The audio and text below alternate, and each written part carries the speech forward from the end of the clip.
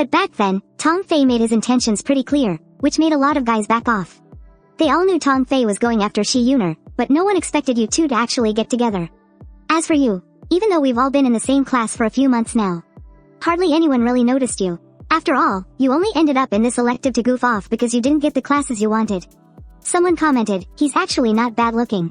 He's got about 30% of my good looks, so it makes sense he could get Shi Yun'er. Chen Ze, what on earth is going on? Zhang Chunyu was totally lost, whispering right next to you. You just played it cool and said, it's nothing. I'll explain it to you later. Gan Hangfeng nudged Zhang Chunyu. It looks like Shi Yun'er is actually the one going after Chen Ze, so Tong Fei is probably jealous as hell. What? Shi Yun'er is going after Chen Ze?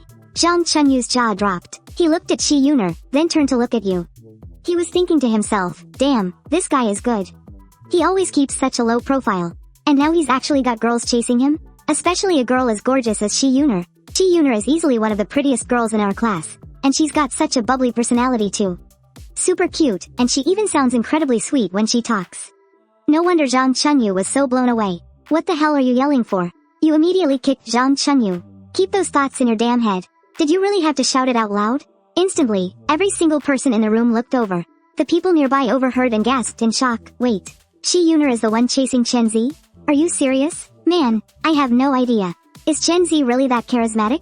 Well, no wonder. Tong Fei has been chasing her forever with zero luck, and here Shi Yun'er is just throwing herself at Chen Ze.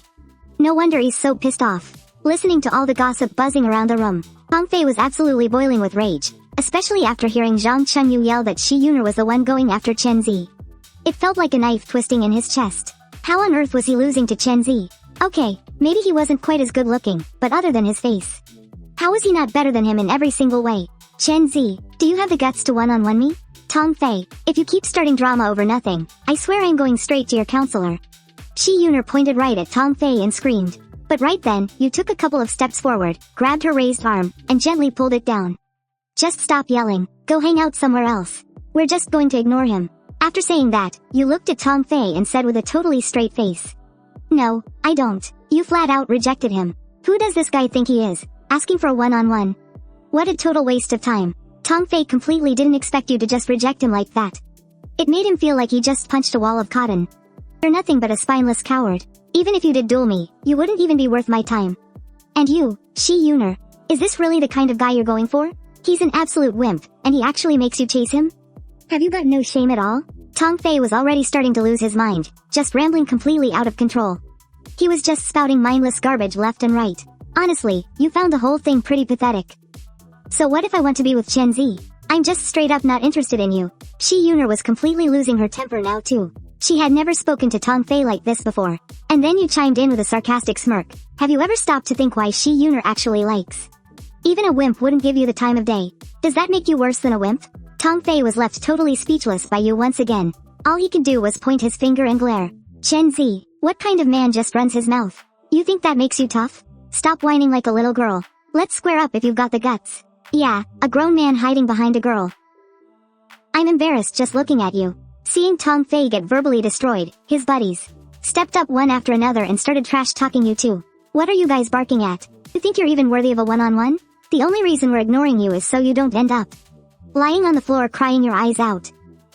Barking dogs seldom bite. You guys are just throwing a pathetic little tantrum. Seeing this, Zhang Chunyu instantly fired back, taking on all three of them at once. By now, a crowd of students had started to gather. You'd be a fool to miss out on drama like this. You sized up the situation in your head. Since things had already escalated today, Tong Fei would probably just keep looking for trouble later. It was better to settle this right here, right now. Save yourself a headache down the road. Hey, Tong Fei, whether it's basketball or a one-on-one, it's your call, but we're putting something on the line. Deal? Tong Fei's eyes practically lit up when he heard that. Fine, what are the stakes? You can pick the challenge. Even wrestling works for me. If I win, you stop bothering us for good. If you ever come near us again, you have to bark like a dog first. But if I lose, Shi Yun'er will be your girlfriend. You have my word. As soon as you dropped that bomb. Before Tong Fei could even reply, Shi Yun'er freaked out. Chen Ze, what are you doing? Who wants to be his girlfriend? Seeing Shi Yun'er blow up at you, Tong Fei's roommates instantly started mocking you again. Ha ha ha. Oh, man, Chen Ze. You really are a joke, aren't you? Can you even back up what you're saying? Yeah, I thought you were some kind of tough guy. And it comes to this? Even she won't give you the time of day.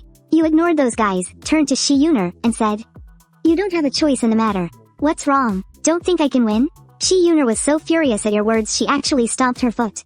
But since she was the one who dragged you into this mess in the first place, you had that leverage hanging over her. She truly couldn't refuse. Alright, Shi Yun'er is on board. So, what's it gonna be? Tong Fei looked you up and down, genuinely trying to figure out what challenge to pick. He was completely confident he could crush you in basketball, but that just wouldn't be satisfying enough. You mentioned wrestling was on the table. Tong Fei kept sizing up your build. You were about the same height as him, maybe just a few pounds lighter. But he figured you didn't have much real muscle, and probably zero technique. Meanwhile, he was the class sports representative and had even trained as a student athlete in high school. Wiping the floor with Chen Ze would be an absolute walk in the park. You just said wrestling was on the table, right? Basketball takes way too long. You got the guts to wrestle me? As long as you agreed to it, he'd be pinning your face straight to the dirt in a matter of minutes. Looking at your messy state, Tong Fei was already daydreaming about his big win. Bring it on. You didn't waste any time. You obviously weren't going to drag it out either, afraid Tong Fei might chicken out. Let's do this. Seeing what was about to happen, the crowd stepped back, clearing out a space for you and Tong Fei. Chen Ze, are you sure you can handle this? Tong Fei is the athletic representative. Shi Yun'er whispered right next to you, looking pretty worried. That stung your pride a bit. But flashing a wicked smirk, you told her, "Come on, don't you already know exactly what I can handle?"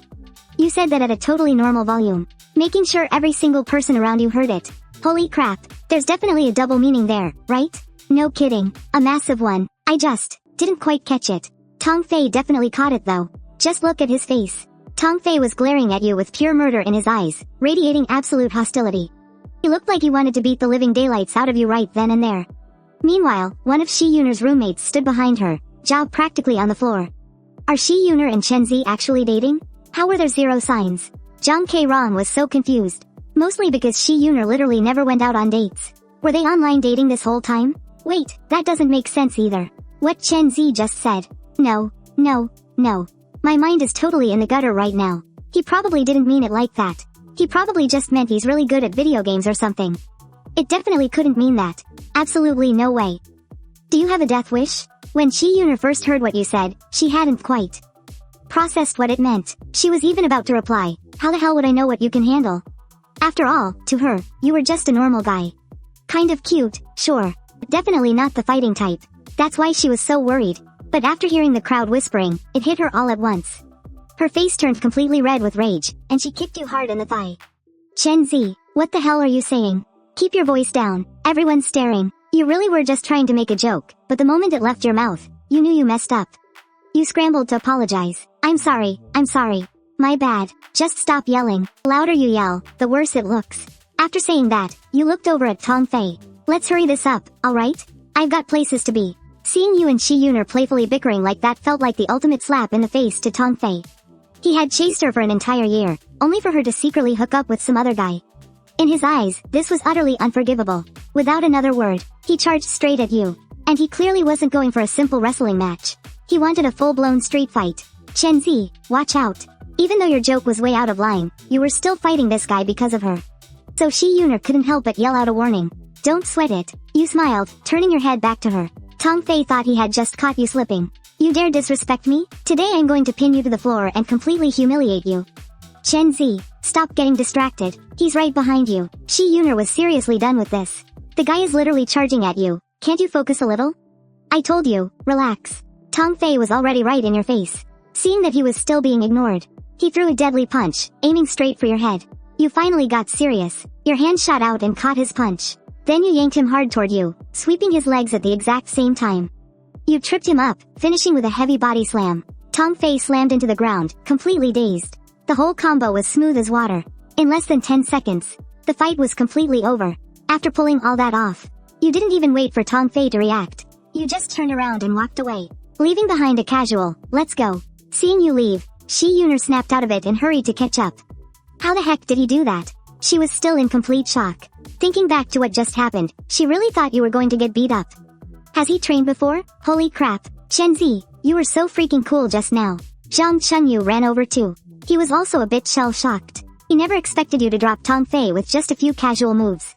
He had arm wrestled you before, but couldn't budge you at all. Back then, he just thought it was the difference in height and weight. Just average, you replied casually. Meanwhile, Tong Fei scrambled up from behind, watching the group walk away. He was so furious he almost coughed up blood.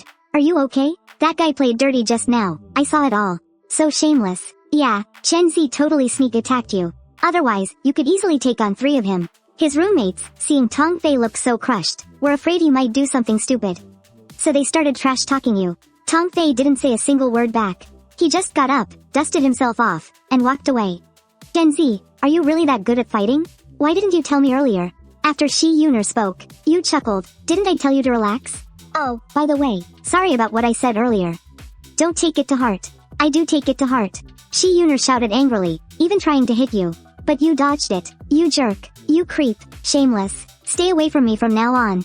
Seeing that she couldn't hit you, Shi Yun'er started yelling. After venting, she ran off to the side. That jerk, Chen Ze.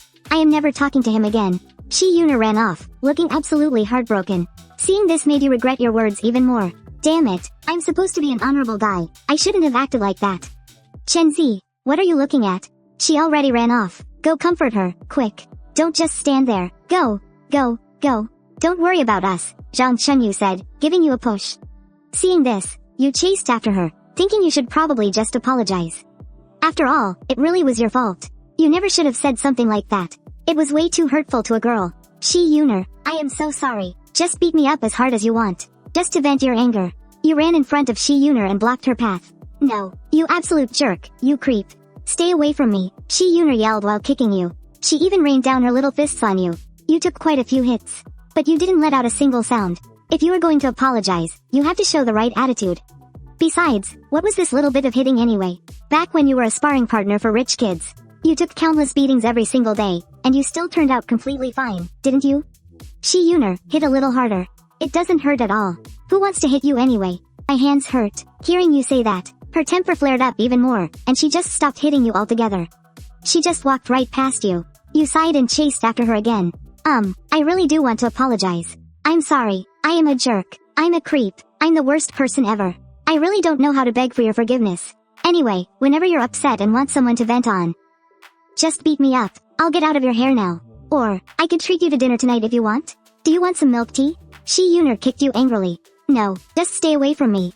Actually, her anger had already faded quite a bit. But she just didn't want to give you the time of day. Okay, I will get lost. If you are still mad, you can hit me anytime. After saying that, you bolted. You warned yourself never to mess with girls again. It was clearly more trouble than you could handle. Watching you run off, Shi Yun'er stomped her feet in anger. What a creep. I am going to beat you up every time I see you. Are you okay? Zhang Kerong had been following right behind. Seeing you run completely out of sight, she finally walked up next to Shi Yun'er. That Chen Ze is such a huge jerk. How come we never noticed he was this awful before? Chen Ze is really, really bad. Let's beat him up next time we see him. After saying that, Zhang Kerong asked tentatively. So, you and Chen Ze. Shi Yun'er started cursing him out all over again. I have absolutely nothing to do with him. He is just a total creep. Zhang Kerong chimed in with agreement. Right. He is a creep. He has no shame. Chen Ze, why are you back already? Just when you ran off to find Shi Yun'er, Zhang Chunyu and Gan Hangfeng were watching from a distance. I didn't expect that you would last barely 2 minutes with Shi Yun'er before she beat you up and sent you packing. Zhang Chunyu said in an earnest, brotherly tone, Chen Ze. If Shi Yun'er hits you a couple of times, just let her do it.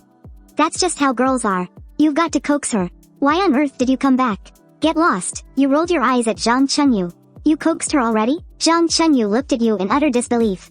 He clearly saw you running back after getting hit just a second ago. Was he seeing things? You didn't want to bother with him. Why are you talking so much nonsense? I'm leaving. You should head back to the dorms, too. Zhang Chunyu chased after you again.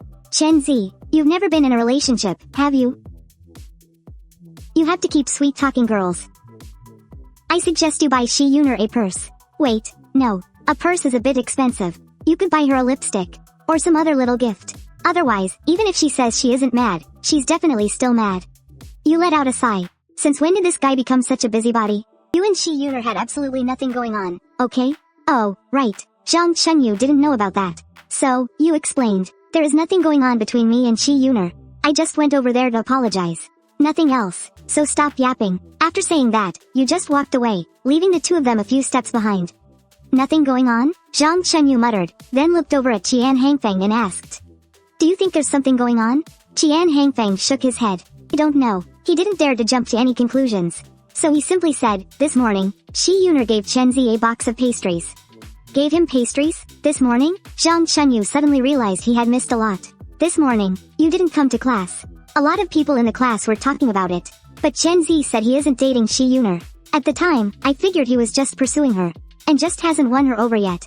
Qian Hangfeng also started analyzing the situation. Tong Fei chased her for a whole year and got nowhere. Our current class president went after her too. And he's a rich kid. Still struck out. I think Chen Ze is going to have a tough time pursuing her, too. So I'm pretty sure he hasn't won her over yet. After hearing this analysis, Zhang Chunyu completely agreed. Makes sense. Shi Yun'er is gorgeous. Pretty girls are definitely hard to get. I mean, even though Chen Ze has about 1/3 of my good looks, it's still gonna take him some time to win over Shi Yun'er. After leaving the school, you had nothing else to do, so you planned to head straight home. You weren't planning on going out tonight either, so you figured you'd stop by the market to pick up some vegetables and fruit on the way. After buying the vegetables, you stopped at a fruit stand. Glancing around, you didn't see anyone there. So, you called out, hello? Is anybody here? What do you need? Right then, a little girl, about 6 or 7 years old, ran out and asked in a sweet, childish voice. I'd like some fruit, you replied. I can just grab it myself. Okay, I'll get you a bag. The little girl walked over, grabbed a plastic bag, and handed it to you. You picked out some oranges, bananas, apples, and strawberries. Just these will do. The little girl gave a sweet hum of acknowledgement and led you to the cash register.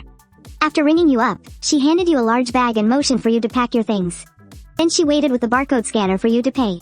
After handing over the money, you complimented her. Great job. Before turning to leave, you're really handsome too, mister. As you walked out the door, you caught those words and glanced back over your shoulder. What a polite little girl. When you got back home, Shen Zhizhi and Shen Ruxue were studying at the dining table. Seeing you walk in, they immediately looked up and got to their feet. Chen Ze, how come you're home so early? I only had one gym class this afternoon. Once the teacher took attendance, we were free to go, so I just came back. Shen Zhizhi glanced at the bags you were carrying, curious about what you'd bought. But after a quick peek, she looked away, looking up at you instead, just not really knowing what to say. I picked up some groceries for tonight. I'm making you girls fish soup and braised pork. Got some fruit too. See what you feel like having. And go wash it. You handed the fruit to Shen Zhizhi, and carried the groceries into the kitchen, putting everything away in the fridge.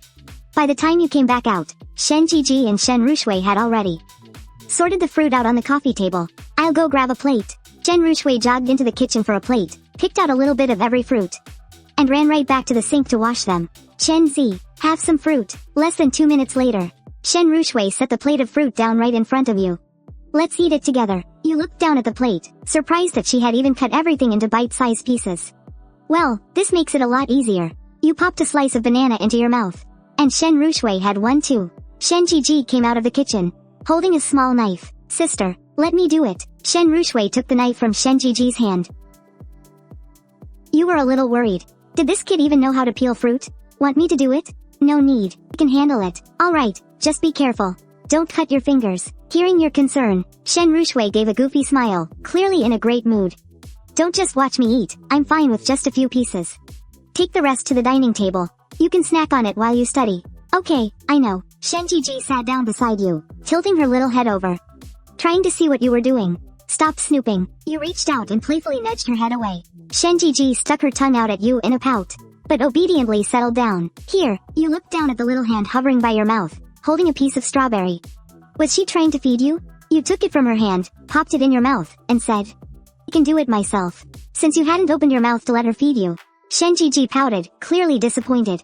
Truth be told, when she was holding that fruit up to your lips, her heart had been pounding with nerves. She felt it was a bit too intimate, hoping you wouldn't eat it. Her heart was completely torn. But when you reached out and took it from her, she got upset again. Even she couldn't figure out why she felt so annoyed in that split second. Chen Ze, have an apple. Shen Ruxue had peeled the apple, cut off a slice, and was still holding it out to you. Alright, I'll get it. Just like before, you took it right from her hand. These two girls, honestly, who does things like this? You guys eat your own. Stop trying to hand feed me. And hey, next time you want a specific fruit, just tell me. Are there any here you don't like? I'll make sure not to buy them next time. Shen Zhizhi and Shen Ruxue shook their heads at the exact same time. No, as long as you like them, that's fine. You finally put your phone down and focused on eating. In no time, the three of you had polished off almost the entire plate. Chen Ze, my sister and I are going to study now. Alright. Hearing your reply, Shen Ruxue dragged Shen Zhizhi away. Shen Zhizhi looked completely miserable as she was pulled along. She just wanted to sit with you a little longer. She didn't want to study. After all, she had already been studying for over an hour. Once you watched the two of them head off to hit the books, you got back on those gig apps to look for some freelance work. Now that you had these two girls around, being broke just wasn't an option. Sure, the money was technically just a loan to them, which they'd have to pay back eventually. But that was a problem for the future. Right now, they were in high school, and eventually, they'd be off to college. All of that required money. You figured you might as well earn as much as you possibly could right now. Besides, even if you weren't looking after these two, you still had to save up for your own future wife. After scrolling through the freelance apps for an hour, you chatted with a few potential clients. You finally locked one down. The pay wasn't great, but the client sounded decent enough, so you didn't sweat the details. You decided to start on it yourself, and then you'd send it over to Yu Hangfeng later. Ring, ring. You hadn't been working long when your phone started ringing. You picked it up and took a look. It was your good buddy, Han Da. He was an old friend from your days at the orphanage. In fact, he was probably the friend you'd known the longest and been closest to back then. But he was one of the lucky ones. When he was a teenager, his biological parents actually came and took him out of the orphanage. Then again, he was kinda unlucky too. See, his biological parents already had another son, his younger brother. So, they never really cared for him all that much. Hello? What are you up to? Just at school. What about you? Are you at home? Nah, I'm at school too. In the past, Honda used to come over and hang out with you all the time on Saturdays or Sundays. But now that you had two girls living at your place, you had no choice but to lie to your best buddy. Are you free tomorrow? I was thinking of crashing at your place. I'm busy. Got some stuff going on tomorrow. Day after tomorrow, too. How about we just hang out somewhere outside? Honda heard this and flopped straight onto his bed. Alright then, you go do your thing. I'll just come hang out with you next week. Wanna play some games? Yeah, I'm down for that. Log on. You shut your laptop. The two of you started gaming. Zhizhi had been pricking up her ears, secretly listening to your conversation. Hearing you say you were busy tomorrow, she wondered to herself, does that mean you won't be home? And who was Chen Ze even talking to on the phone? He was clearly right here at home. Was he saying he wasn't home because it was inconvenient? Sister, you're zoning out again. Just let me chill for a sec. Zhizhi yelled with a pout. We've been studying for over 2 hours. I haven't even rested for 5 minutes and you're already lecturing me. Are you the older sister here, or am I? Keep this up and I'll smack you. I'm taking a 10-minute break. I'll come back in 10 minutes. Zhizhi said, standing up and running straight over to you. Seeing this, you quickly made a shush gesture at her. Zhizhi nodded, and sat down right next to you without saying a word. Good girl, don't make a sound, okay? I'm playing a game with a friend right now. I don't want him to get the wrong idea. You muted your game mic and subconsciously stroked Zhizhi's hair, coaxing her like a little kid. I won't say anything, she whispered. Zhizhi nodded obediently, scooting even closer to you. Just then, a voice came through the phone. Yo, Chen Ze, did I just hear a girl talking? Was that from your end, or is it one of our teammates? You quickly replied, probably a teammate. Our marksman is playing so terribly, it's probably a girl. Hearing this, the marksman immediately typed in the chat. You're the one who sucks.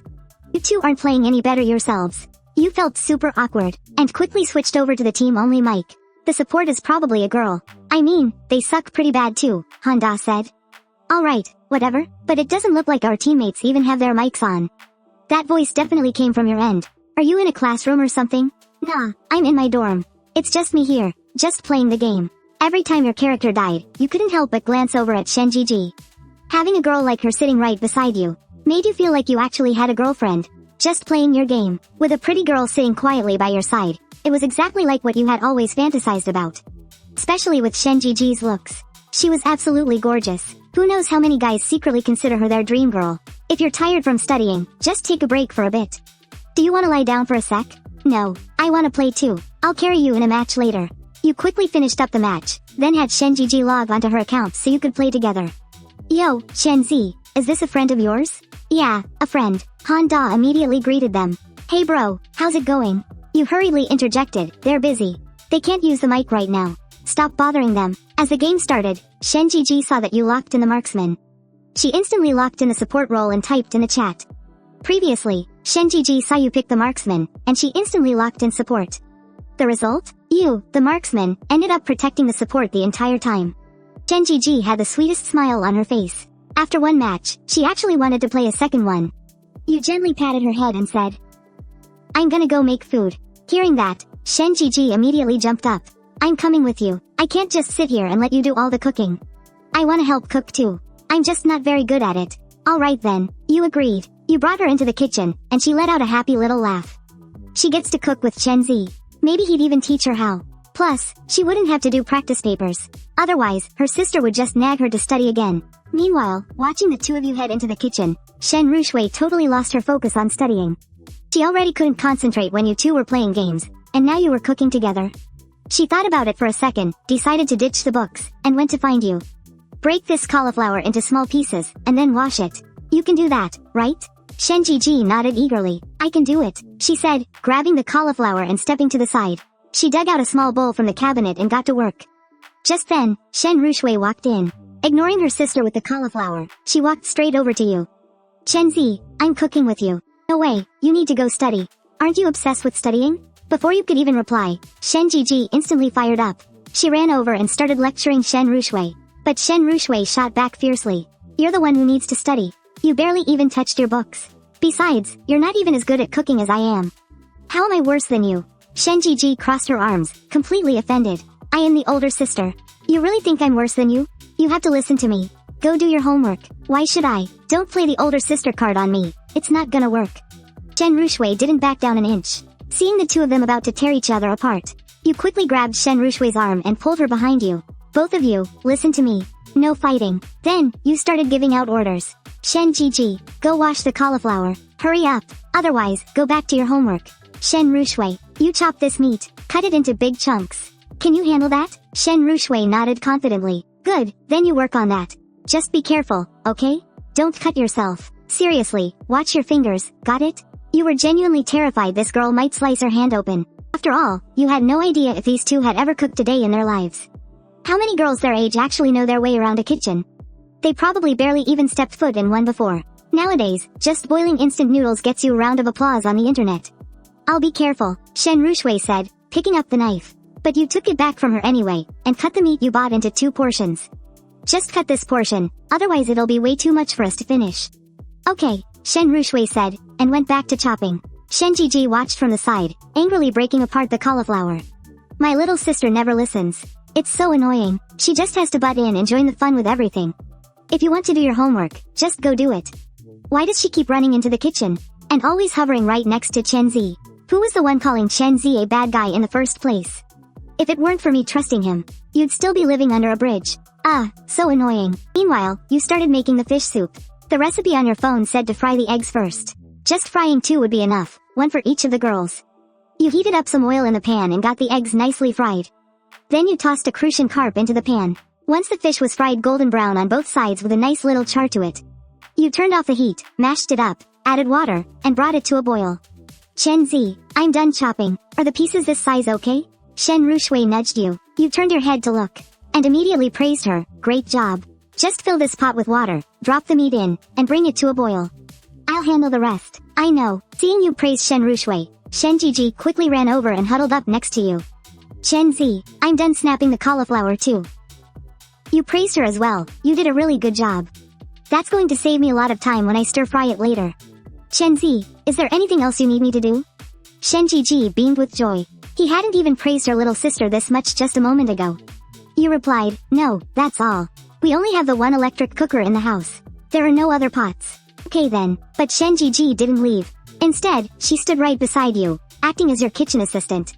Grab me the slotted spoon. It's right over there. Shen Zhizhi immediately jogged over and brought the slotted spoon back to you. Watching the two of you standing so close together, Shen Ruxue pouted her lips. Alright, that's it. We'll just let it simmer like this. You covered the pot with the lid and walked over to Shen Ruxue. The meat is done blanching. Let me take over. Do you need me to grab anything?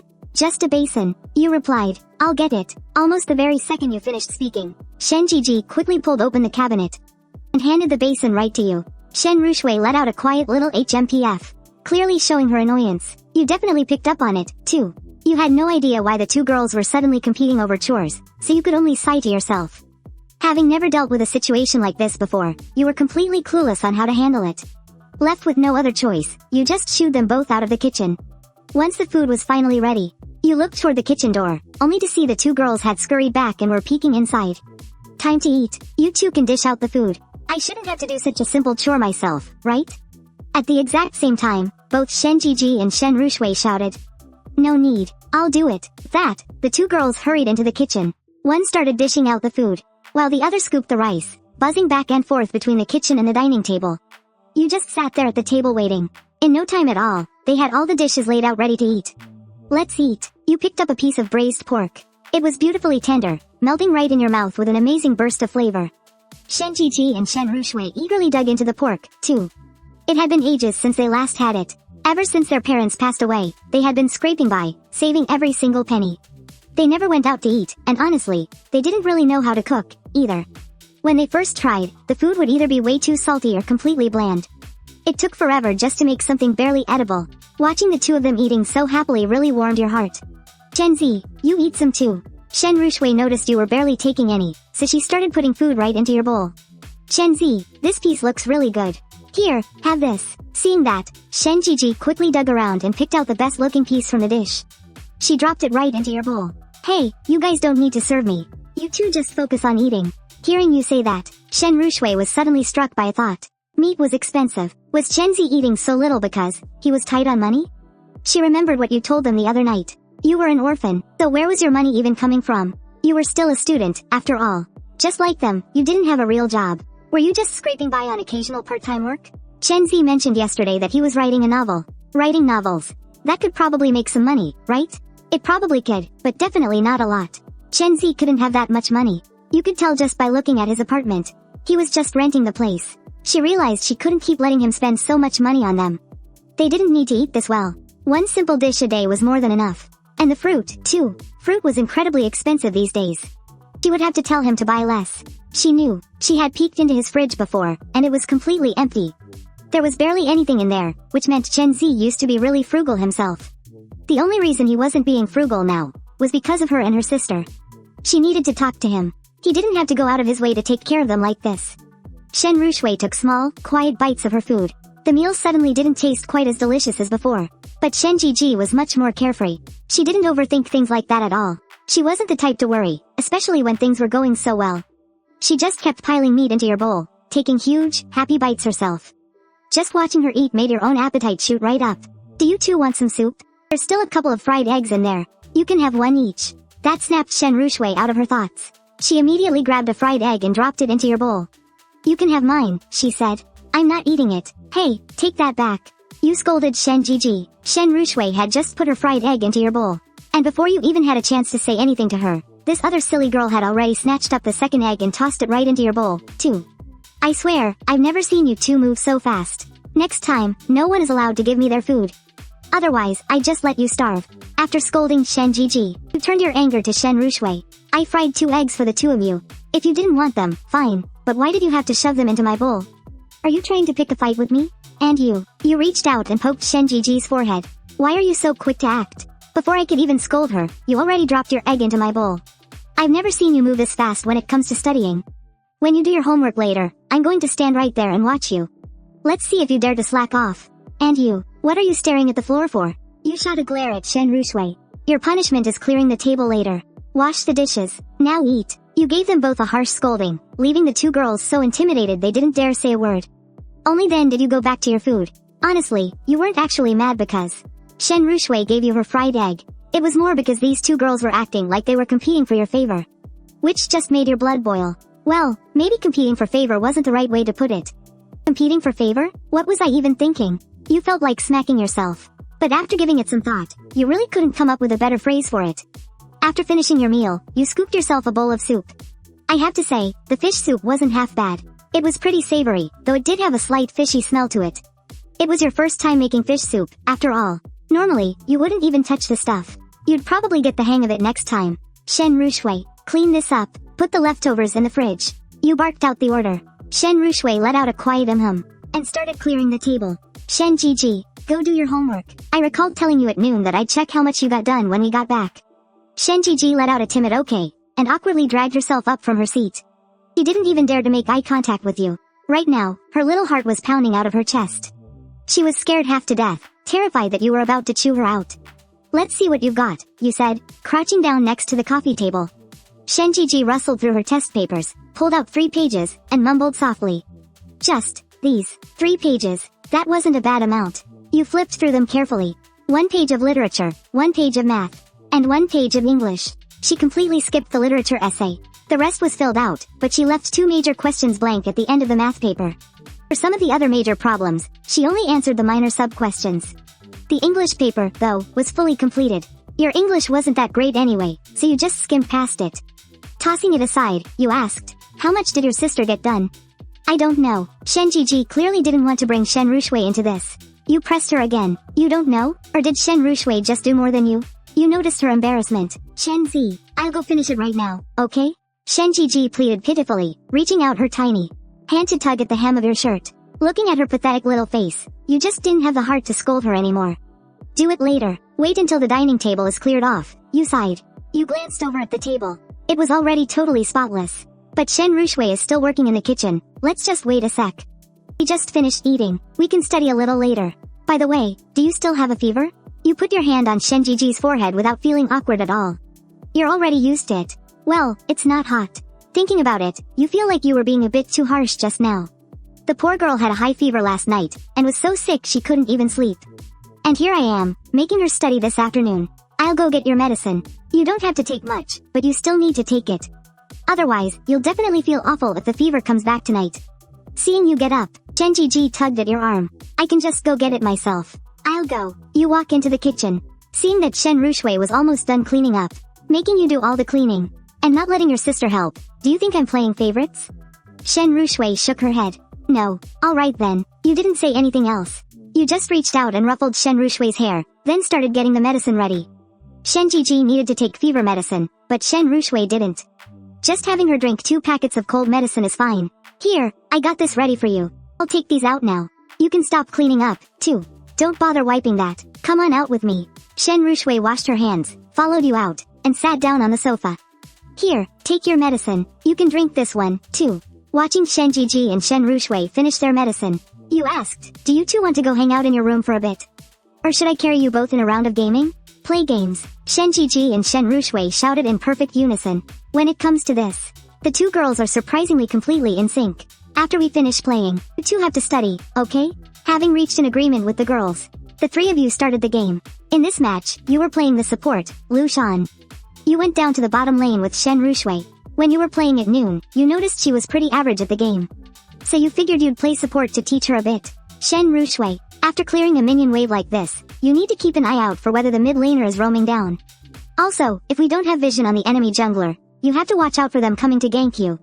If I were the enemy jungler, I would totally hide in this bush. You said this as your character walked into the bush. Surprisingly, the enemy jungler actually jumped right out of it, giving you a massive jump scare. Go do your homework. Once the match was over, you immediately shooed them away to go study. You went back to your own work. An hour passed, and feeling tired from working, you stretched your arms. You walked over and sat down next to Shen Zhiji. "Let me see how much you've done. Here, 1 whole test paper, and half of this one." You looked it over and praised her. "Not bad at all. You can take a break if you're tired. Got to balance work and rest." Shen Ruxue, "You too." Shen Ruxue shook her head. "I'm not tired." You didn't say anything back. You picked up the test paper Shen Ruxue had been working on. It was a math paper. You figured you'd brush up on it yourself, seeing if you could help tutor Shen Zhiji. Shen Ruxue had just been teaching Shen Zhiji earlier, and it was really eating into her own study time. Since you were free anyway, and still had a solid foundation in the subject, if you could just tutor Shen Zhiji, it would take a lot of pressure off Shen Ruxue. "Here, let me show you how to solve this one." You quickly found your groove with one of the big questions and started walking Shen Zhiji through it. After a few minutes of explaining it, Shen Zhiji finally picked up her pen and started writing. She was actually a really smart girl. After all, she was Shen Ruxue's twin sister. It didn't make sense for one to be a genius and the other terrible. "Here, try doing this one next." You found another problem with the exact same format for her to practice on. Shen Zhiji stole a quick, shy glance at you before furrowing her brow in thought. "Take your time," you told her gently, moving over to sit beside Shen Ruxue. You couldn't just play favorites with the 2 girls, after all. Seeing you come over, a soft smile tugged at the corners of Shen Ruxue's lips, though she stayed quiet. She stayed completely focused on her homework. You didn't say a word either, just quietly keeping her company. This girl was so much better at studying than her sister. There were hardly any questions she couldn't solve on her own. And even if she did get stuck, a quick flip through the textbook was all she needed to figure it out. "Chen Ze, do you want to check my work?" Shen Ruxue finished a worksheet and slid it over to you. You picked it up, gave it a quick look, and praised her. "Wow, not bad at all. You breezed right through this. You're miles ahead of your sister." Shen Ruxue gave a soft, happy little hum in response. You added, hey, if you're getting tired, just take a break, okay? You've got to balance work and rest. With that, you got up and headed over to the kitchen. You sliced up some fruit, set it on the dining table for the two of them, and decided to stop hovering over their studies. Instead, you sat up at the coffee table and got started on your own work. A little after 9 o'clock that night, you finally closed your laptop and glanced over at the dining table. Shen Zhizhi and Shen Ruxue were actually still studying. The only difference was that Shen Ruxue was completely in the zone, sitting up perfectly straight. While Shen Zhiji's little head was drooping so low it was practically resting on the table. You walked over to them. The second you got close, Shen Zhiji suddenly bolted upright, pretending she was still hard at work. What are you doing over there? You were honestly speechless. Was this girl really trying to put on an act right now? Chen Ze, I was totally just studying this whole time. Seeing her still trying to lie to your face, you put on a serious tone. Oh really? So my eyes were just playing tricks on me a second ago? Shen Zhiji gave a guilty little pout, dropping her head, completely losing the nerve to argue back. Alright, I get it. You're still a bit sick and just don't have the energy to study, right? You gave Shen Zhiji an easy out, gently reaching out to feel her forehead. Alright, that's enough studying for tonight. Shen Ruxue, that goes for you too. Aren't you exhausted sitting there all stiff like that? Go take a shower, and head straight to bed. Shen Ruxue just shook her head. Chen Ze, I'm almost done. I only have half of this essay left to write. Let my sister go take a shower first. But Shen Zhiji clearly didn't want to go first either. She didn't want to move. Chen Ze, why don't you go take a shower first? Alright then, stop writing for a bit. Go sit on the couch and relax. Play on your phone for a while. By the time you finished showering and came out, you let out a heavy sigh. Back when you had the place all to yourself, you could just stroll out of the bathroom in your boxers. But now, you had to get fully dressed. Even sleeping at night meant keeping your clothes on. It was just so uncomfortable. I really need to hurry up and find a new place. Good thing tomorrow is the weekend. I'll see if I have time to go apartment hunting. Are you done with your homework? You walked over to Shen Ruxue, and she replied softly, just a little bit more. You looked at the handwriting on her test paper, so perfectly neat and square. It looked incredibly elegant, and Shen Ruxue's little hands, so pale and clean, with such delicate, slender fingers. Watching them glide the pen across the paper was mesmerizing. Not bad, right? Shen Ruxue was beaming on the inside, though her face flushed with a hint of shy embarrassment. She really wasn't used to your compliments. It genuinely looks great, way better than Shen Zhiji's handwriting. No need to be modest when you actually deserve the praise. Saying that, you glanced over at Shen Zhiji. This girl, seriously, when it came to studying, she was leagues behind her younger sister. They had the exact same pretty little hands, but her handwriting was a total mess compared to Shen Ruxue's. She didn't even try to write properly. Do you want to go take your shower now? Water temperature is perfect. Shen Zhiji replied, I want to shower together with my sister. I need to wash my hair anyway.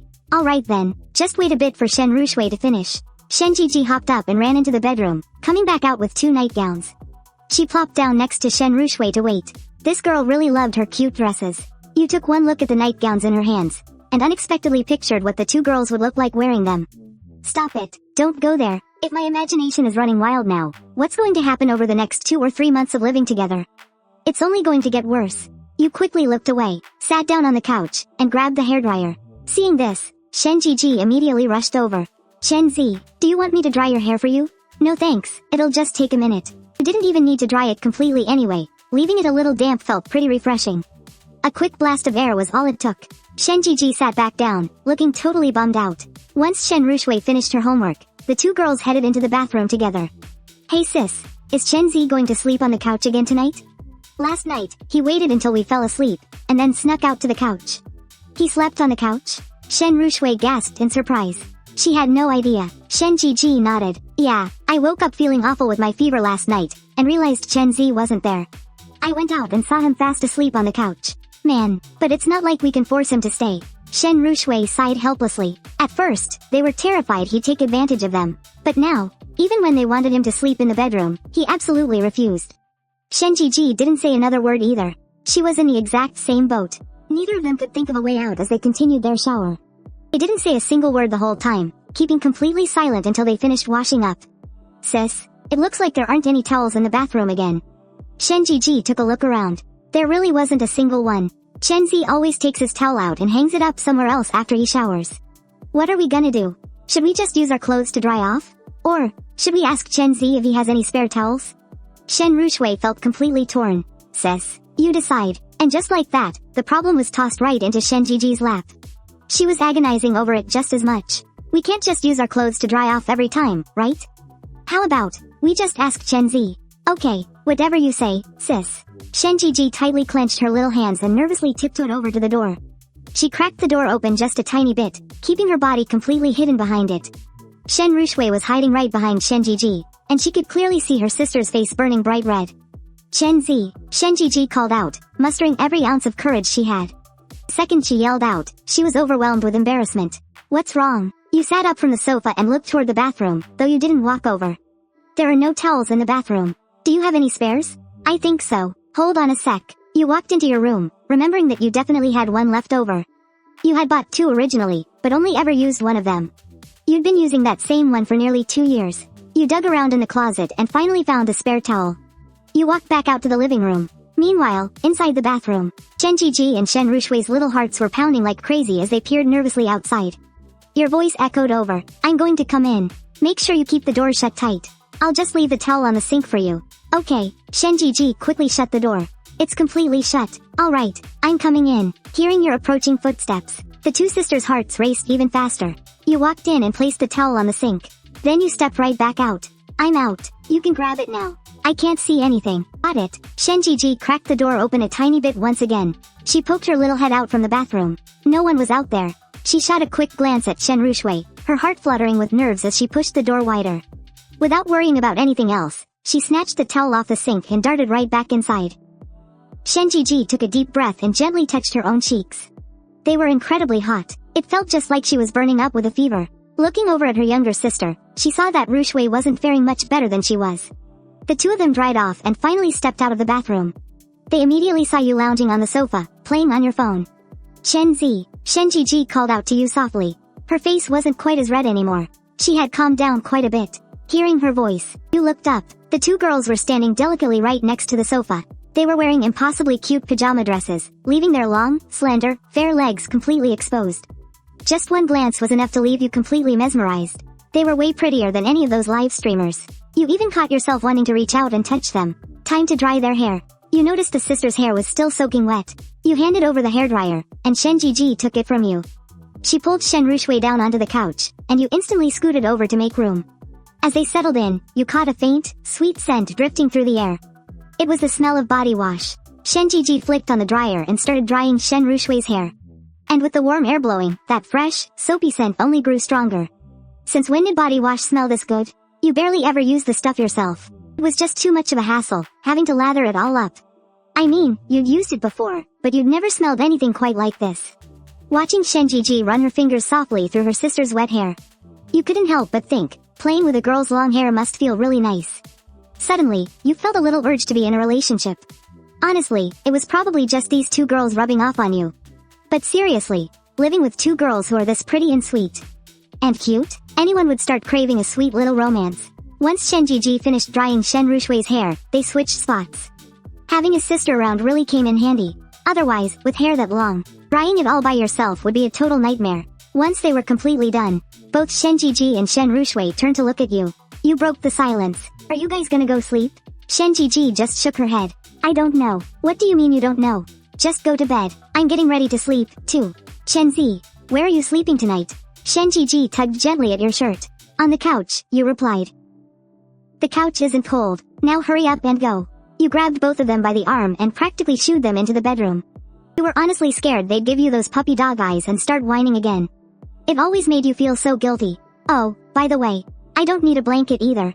Don't you dare come sneaking out to check on me. You slammed the bedroom door shut, walked back to the couch, and crashed for the night. Inside the room, Zhizhi and Ruxue just looked at each other. They knew this would happen. It doesn't look like Chen Ze bought a blanket today. He didn't, Ruxue whispered softly. Sister, I don't think Chen Ze has a lot of money either. He told us he's an orphan. He grew up in a children's welfare home. There's no way he has much money, sister. Let's talk to Chen Ze tomorrow. Tell him he doesn't need to buy us so much good food every day. Otherwise, he's gonna spend way too much. It must be so hard on him. And he's still a student. Zhizhi nodded in total agreement. Yeah, we really need to talk to him about spending less. We don't need fancy food at all. Zhizhi groggily blinked her eyes open. The room was still pretty dark.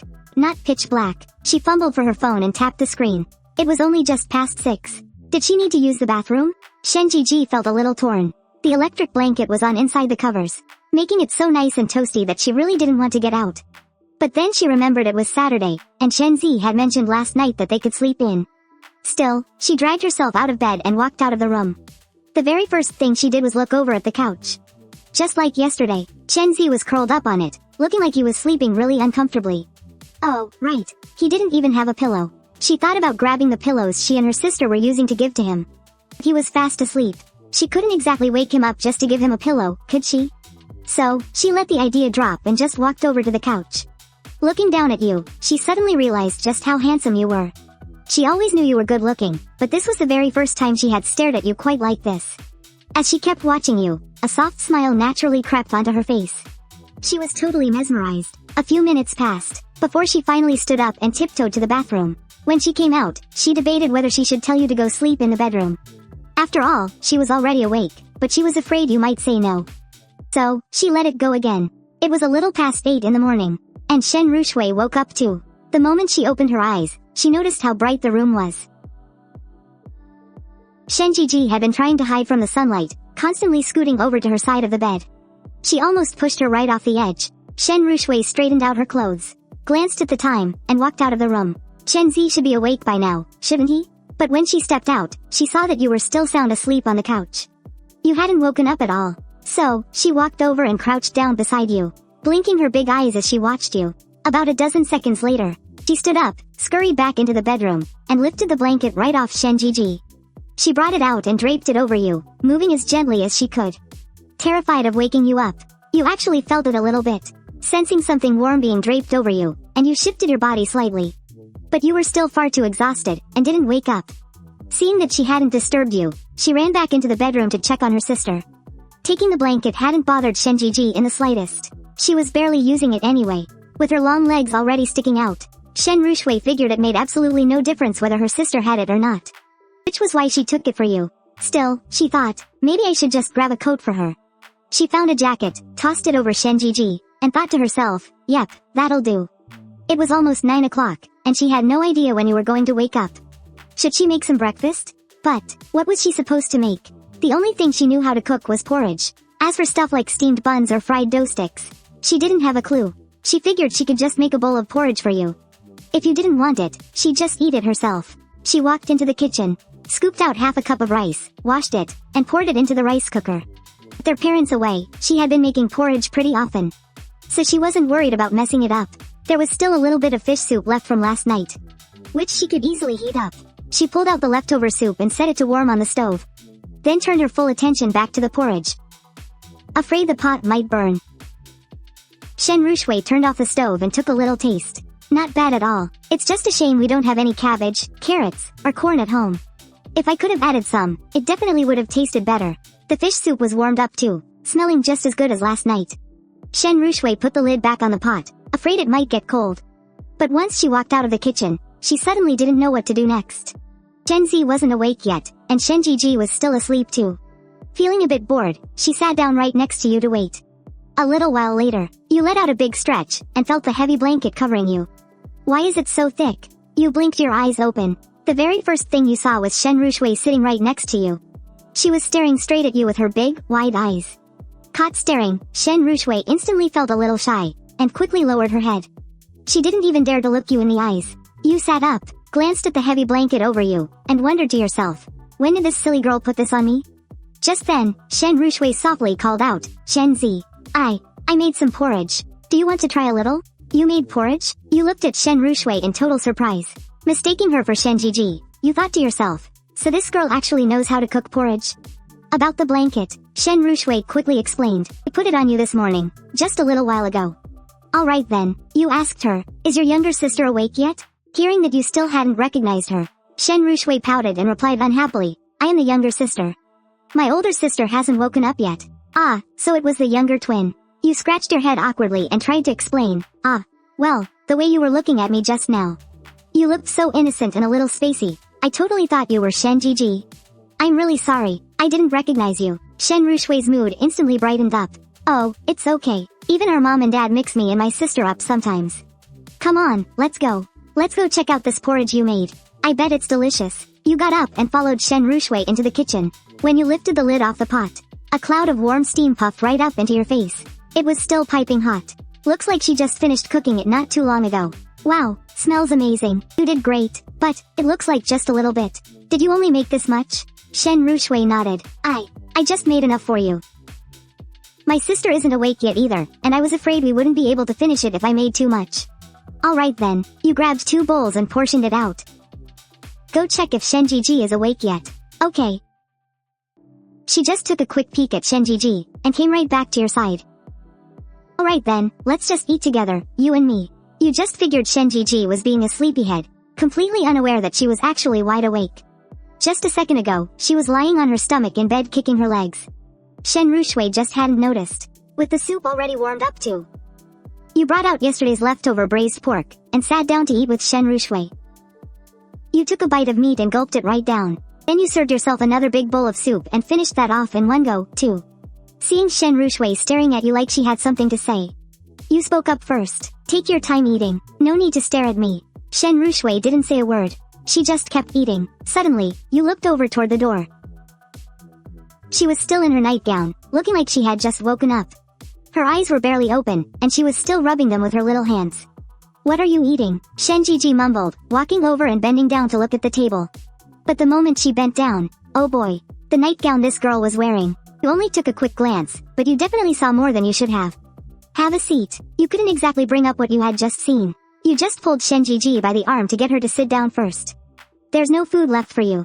I'll take you out to eat, it's fine. Shen Zhizhi had no idea that Shen Ruxue had cooked, and assumed you were the one who made it. If she knew her own younger sister hadn't made a portion for her, she'd definitely be complaining about it later. Come on, I'll take you out to eat. Shen Ruxue, you come too. It's past 10, we might as well just eat lunch together. You grabbed Shen Zhiji's arm and ushered her back into her room. Go get dressed first. Returning to the dining table, you looked at the half bowl of porridge left in Shen Ruxue's bowl. Stop eating, you said. I'm taking you out to eat. But Shen Ruxue refused. No, it'll be a waste if I don't finish it. You thought for a second and said, how about I finish it for you? Then I can take you out to eat something else later. The moment those words left your mouth, Shen Ruxue's mind immediately went into overdrive. The porridge she had already eaten from. Wouldn't it be inappropriate for Chen Ze to eat it? Seeing the look on her face, you quickly changed your tune. I was just kidding. Take your time eating. You had underestimated just how sensitive this girl was. It was probably best to keep a bit more distance in the future. Shen Zhizhi came out of her room fully dressed, holding a comb and brushing out her hair. Watching her struggle with her hair, the urge to help her out popped into your head again. You quickly justified it to yourself. It was just too much of a hassle for her to brush it all by herself. You only wanted to help. There were absolutely no other intentions. Once Shen Ruxue finally finished eating, you went to clear the dishes. But Shen Ruxue beat you to it, grabbing the bowls and chopsticks and heading into the kitchen. You could only sigh to yourself. This girl, honestly, let's go. What do you guys want for lunch? The three of you quickly headed out. It was already 10:30, so calling it lunch wasn't too much of a stretch. Shen Zhizhi and Shen Ruxue both chimed in. Anything's fine. Then let's just take a walk around, you said. There are plenty of little shops around here. Just let me know whatever you're craving. You led the two of them out of the residential complex. This was actually the first time Shen Zhizhi and Shen Ruxue had tagged along. Outside with you since you got home. The neighborhood was bustling with life. After a short walk, you arrived at a street. More like a narrow little alleyway, really. It was lined with food stalls selling all kinds of local street snacks. And there are these little plain-looking food spots. Anything you guys feel like eating? Let's grab some of these fried skewers. Seeing that the two girls hadn't said a word, you stopped in front of a fried skewer stand. Just grab whatever you want to eat. Shen Zhizhi and Shen Ruxue whispered to each other for a moment, and picked out 2 skewers. Then they turned to you and said, Chen Ze, you should pick some too. Alright, you picked out about a dozen skewers. It really wasn't expensive, anyway. They were all just $1 a skewer. After they were fried up, the three of you ate as you walked. Just then, Shen Ruxue, feeling bad about always spending your money, leaned in close to you and softly said, Chen Ze, we can spend a little less when we eat. My sister and I are fine with anything. You really don't need to spend extra on us. Shen Zhizhi also came to your side and nodded. Chen Ze, it's not easy for you to make money. We can't just spend it recklessly. It might take us a really long time to pay you back. Touched by the two girls' sweet nature, you smiled and replied, Don't worry, I can easily afford to buy us some food. It's just everyday meals. Even if you two stuff yourselves, you aren't gonna eat me out of house and home. And about the money, there's no rush for you two to pay it back, either. I've got your IOU, so it's not like I'm worried you'll ditch the debt, right? Oh, right. Chen Ze, my sister and I will write out that IOU for you the second we get home.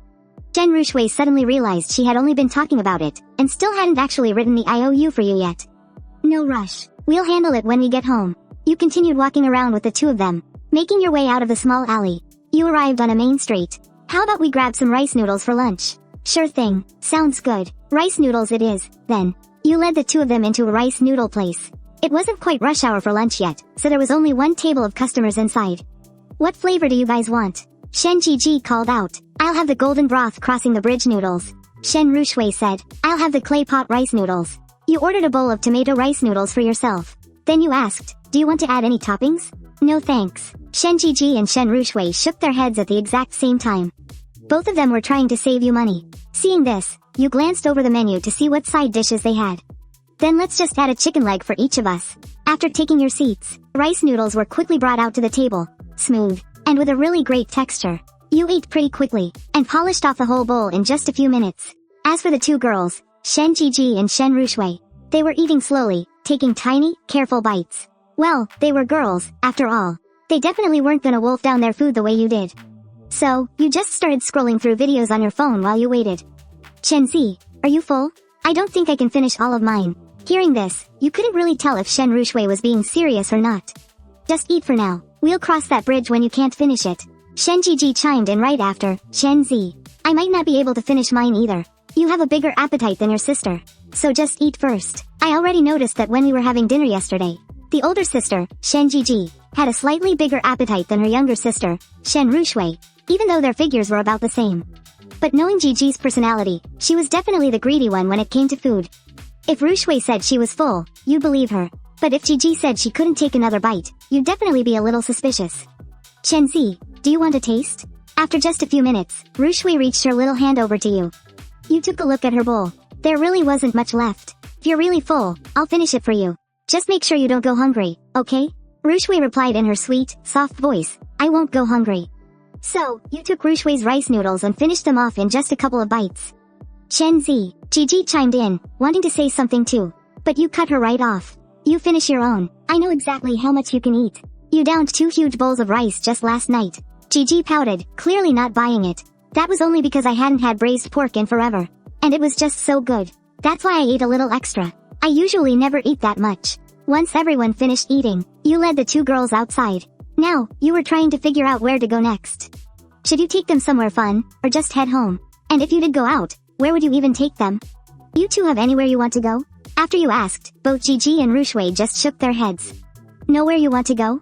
What about things you want to buy? Like clothes, maybe? You guys probably didn't bring much from home. What about school supplies? Practice workbooks? Do you need any? Or even little hair ties? Need me to buy you some? Zhizhi glanced over at Ruxue, and Ruxue shook her head. No, we brought all our study stuff with us. We're not missing anything. Alright then, let's just take a stroll back home. You had never been in a relationship before, so you honestly had no clue where you were supposed to take girls for fun. If Zhizhi and Ruxue had suggested something, that would have been fine. But without them saying anything, you were completely out of ideas. Walking back from here, you decided to lead the girls home down a different street. There was a pretty big supermarket this way, and you figured it'd be nice to wander inside. Since it had only been you living at the house before, there really wasn't much food around. Even when you bought snacks, it was just ordering spicy strips online. But girls probably liked drinking milk, right? Otherwise, how else would their voices sound so incredibly sweet and milky? Just hearing them talk melted your heart. As you all strolled down the street, Zhizhi and Ruxue held hands, looking around at the neighborhood. Ruxue, we've been here before. Our house. It's right over in that direction. I remember. A bitter wave of sadness suddenly washed over Ruxue's heart. From now on, their home wouldn't be in that direction anymore. As soon as the words left her mouth, Zhizhi felt a pang of sorrow too. She lowered her head, all the joy from just moments ago completely gone. Mom and Dad were gone. They could never go back to that home again. You had been quietly watching them the whole time, seeing them go from happy to utterly heartbroken. You could feel it so clearly. Seeing them so sad stirred up an intense urge inside you to protect them. That direction? You looked over to where Zhizhi had just pointed. You made a mental note to ask the girls about their house once you got back. Worst case scenario, you'd just use your own money to pay off their mortgage. You were already planning on renting a place anyway, and renting costs money too. 20 or 30,000 a year. You might as well just pay off the mortgage for these two little girls instead. But there's no way I'm just spending my money for nothing. I've gotta make these two girls write me IOUs first. Hey, stop being sad. I've got a surprise for both of you when we get home. You rubbed the back of Shen Zhiji's head, and she looked up at you. Hearing the word surprise, the sadness in her eyes immediately faded quite a bit. Yep, a surprise. But you two have to smile, got it? Got it. Shen Zhizhi smiled right away. Even though it wasn't a smile of pure, genuine happiness, it was still really sweet. It was the same for Shen Ruxue, a faint smile appearing on her lips. They were really looking forward to this surprise of yours. Let's go buy some stuff first. Walking up to the supermarket in trance, you led the two of them inside.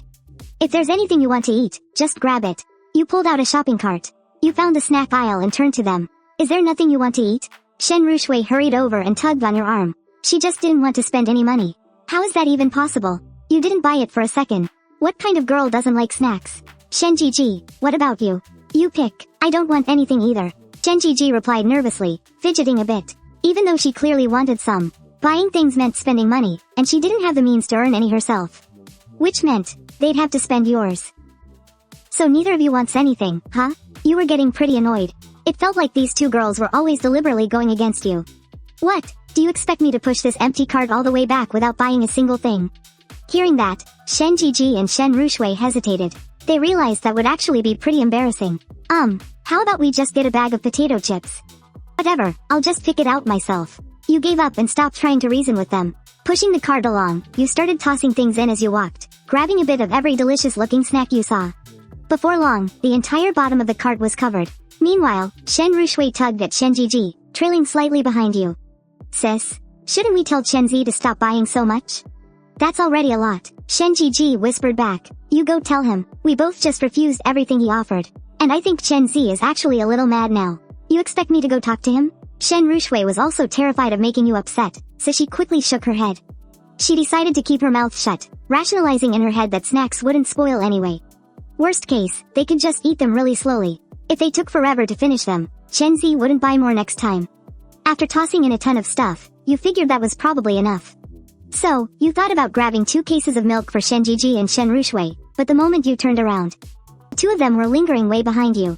Shen Zhizhi, Shen Ruxue, you called out. Shen Zhizhi and Shen Ruxue scurried over immediately. Look at these, you two. Which one do you want to drink? It's a whole aisle of different milks. There were so many brands, and you honestly had no idea how any of them tasted. It was definitely better to just let them pick. And don't you dare tell me you don't want any? You snapped fiercely, instantly shutting down any excuses Shen Zhizhi and Shen Ruxue were about to make. Look at the milk. Why are you staring at the prices? You barked at them again, prompting Shen Ruxue to timidly reply this time. Milk is all pretty much the same anyway. Yeah, I guess so. You realize that no matter what brand of milk it is, the main ingredients are pretty much identical. As long as there are no additives, it's fine. Alright, let's look at the price tags. Let's check the ingredients and nutrition facts. Shen Zhizhi and Shen Ruxue start comparing them. You end up choosing one for around $30. A case of 24 cartons. It's really cheap in comparison. When you get to the checkout line, you notice the person in front of you holding a wash basin. It suddenly hits you that Shen Zhizhi and Shen Ruxue don't even have any daily essentials yet. Oh, right. Let's buy you two some everyday stuff. You pull them over to the daily necessities aisle. You go on a shopping spree. Towels, toothbrushes, toothpaste, shampoo, body wash, facial cleanser. Oh, and makeup. But maybe we can hold off on that for now. We can just look online when we get home. You take a good look at Shen Zhizhi and Shen Ruxue's faces. They look stunning even without makeup. Naturally fair and flawless, and visibly soft. The kind of dewy skin that looks like it would drip water if you just gave it a little pinch. We're not missing anything now, are we? You think carefully. You can't think of anything else to buy, so you just take Shen Zhizhi and Shen Ruxue to pay and head straight home. Once you get home, you dump everything out of the bags. Eat the snacks whenever you want, okay? Don't be shy about it. Shen Ruxue replies softly, we won't be. I was just worried you guys wouldn't eat them. You grab a lollipop, unwrap it, and bring it to Shen Ruxue's lips. She freezes for just a split second, then parts her soft pink lips and takes the lollipop into her mouth. You unwrap another one for Shen Zhizhi. She's a lot more straightforward than Shen Ruxue. Chen Ze, you should have some too. Shen Ruxue stares at you. After unwrapping lollipops for her and her sister, you didn't take one for yourself. So, Shen Ruxue grabs one and holds it right up to your mouth. This girl, you feel a bit helpless. Wondering how someone could be born so pretty and sweet-natured. Let me ask you guys something. Do you know how much is left on your house's mortgage? Shen Zhizhi and Shen Ruxue exchange a look. They don't quite understand why you're asking. Shen Ruxue whispers to her sister. Sister, let's just tell Chen Ze. Shen Zhizhi agrees right away. Okay, we still owe 160,000. An uncle from the court told us. He even gave us a document. I'll go get it for you to see. After Shen Ruxue runs into the room, Shen Zhizhi immediately scoots close to you. Leaning in really close. Chen Ze, why did you ask about that? Chen Ze, when we were out, you said you had a surprise for us at home. Does it have something to do with our house? Shen Zhizhi stares at you wide-eyed, her face full of hope. Hoping deep down that if you had the money, maybe you could buy their house back. That was the home she had lived in for over 10 years. The home she shared with her mom and dad for more than a decade. She didn't want to lose it. She even thought to herself, if you really could buy the house back for them, she wouldn't even mind if you bullied her.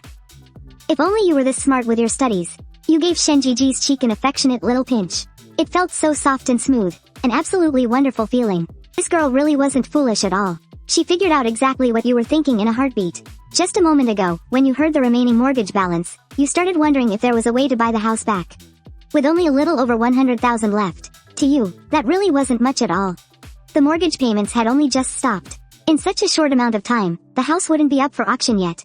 If you just went to the court and paid off the balance. Getting the house back shouldn't be hard at all. After living with these two girls for the past few days, even if it had only been a few short days, you really didn't want to see them end up homeless. You were going to have to help them out down the line anyway, so helping a bit more now wouldn't hurt. Really? Shen Zhizhi cried out in absolute excitement. Her small hands gripped your large hand tightly, so incredibly tight. Chen Ze, is this really about our house? Can you actually get our house back for us? Chen Ze, that house is all our mom and dad left for me and my sister. If you can really get it back, I'll be your girl. Stop right there. Your eye twitched the second you heard that, and you hurriedly slapped a hand over Shen Zhiji's little mouth. Don't say crazy things like that. Besides, it's not even a sure thing that we can get the house back yet. Okay, Shen Zhiji was grinning from ear to ear, her smile simply impossible to wipe away. Her two little hands kept clutching yours, refusing to let go for even a second. Even though you hadn't given her a definite promise, she believed in you. You were such a good person. She just knew you would help her and her sister get their home back. What's going on? Shen Ruxue came running out just then. She had heard her sister yelling from inside the bedroom, and asked in complete confusion as she stepped out. Shen Zhiji shook your arm and yelled excitedly, Sis. Chen Ze said he's going to help us get our house back. Shen Ruxue completely froze the moment she heard that. She looked over at you in sheer disbelief. Her eyes were full of excitement, full of overwhelming emotion. For a moment, she couldn't even find the words to speak. I'm just looking into it, you clarified. We don't know for sure if we can get it back yet.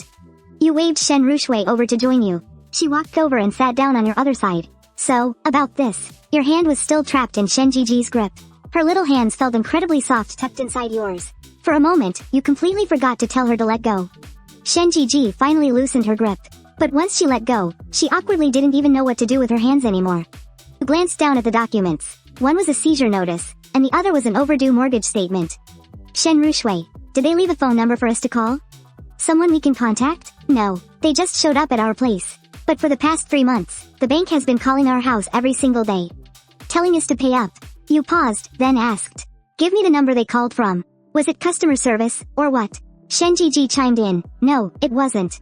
He said he was a manager at the bank. We really don't know the exact details. Here is the number. You took a look at the digits, and immediately dialed it. Shen Zhiji and Shen Ruxue stared nervously at the phone screen, hoping you could get their house back. You listened to the phone ring for a bit. But it didn't go through. Just a busy signal. You figured it was probably because it's Saturday, and they were off work. No need to rush. They're probably closed for the weekend anyway. It's a work number, so if no one's answering, you'll just have to try again on Monday. You had the bank's address right there, and even the name of the court that seized the property. You figured you'd just head over there on Monday. Yeah, that sounded like a plan. We're in no rush, one of them said. I mean, we'd already lost the house anyway. It was definitely going to be auctioned off, but now we actually have some hope. Things were looking way more hopeful than before. The three of you spent the afternoon playing games together.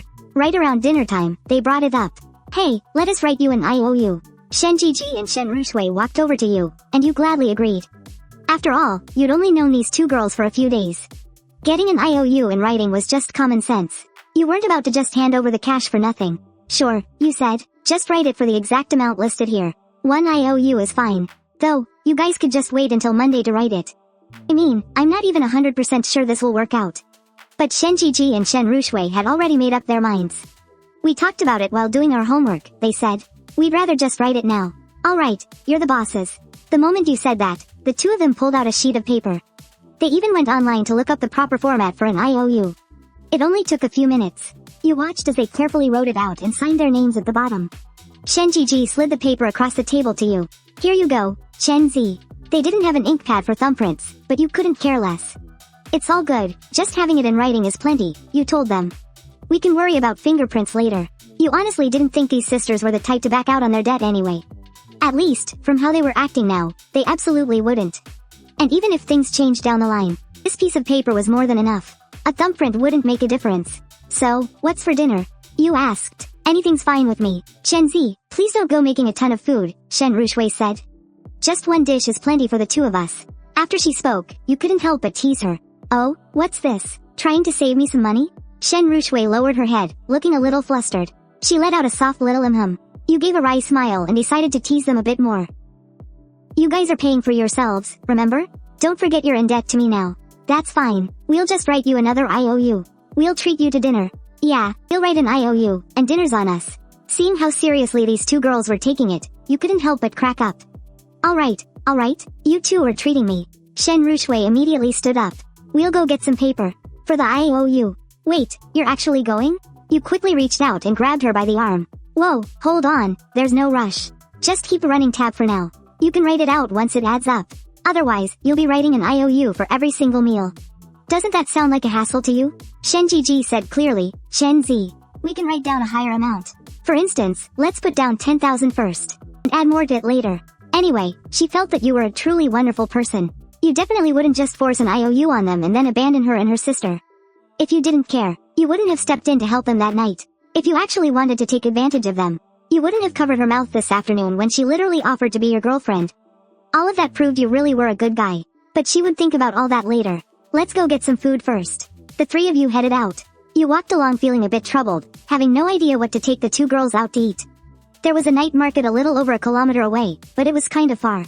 Walking there would take at least 15 minutes, and an e-bike could only carry one passenger. The idea of buying a car popped into your head. Yesterday, you went to Shen Zhizhi and Shen Ruxue's school. It wasn't exactly close to here, either. Probably about 3 kilometers away. From now on, they'd either have to take the bus or catch a cab to get to school. But if you bought a car, you could drop them off and pick them up every single day. Oh, right. Schools usually have dorms too, right? The thought suddenly struck you. You wondered why Shen Zhizhi and Shen Ruxue didn't just stay in the school dorms if they had nowhere else to go. The boarding fees shouldn't be that expensive, either.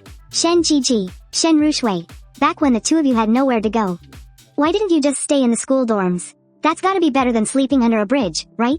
Shen Ruxue looked up at you and replied, we did think about it. But the school's dorm fees have to be paid a whole year in advance.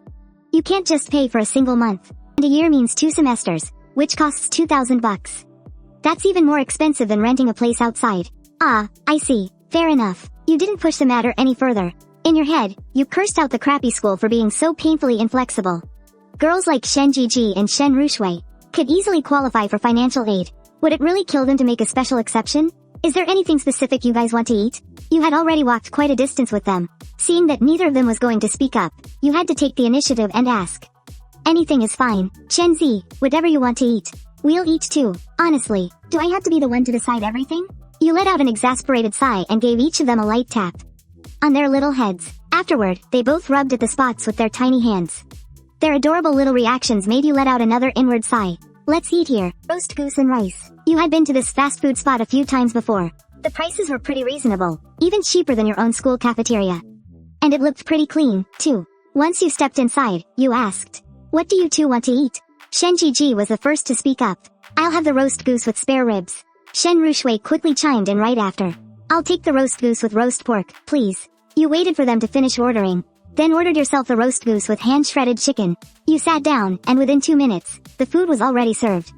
They even threw in 3 complimentary bowls of soup. Is it any good? It's so good. Super rich and fatty. Shen Zhizhi picked up a piece of spare rib and placed it in your bowl. Try the ribs. Chen Ze, the roast pork is really good too. Shen Ruxue also put 2 pieces on your plate, and you did the same, giving both of them some hand-torn chicken. After finishing the meal, the 3 of you headed straight home.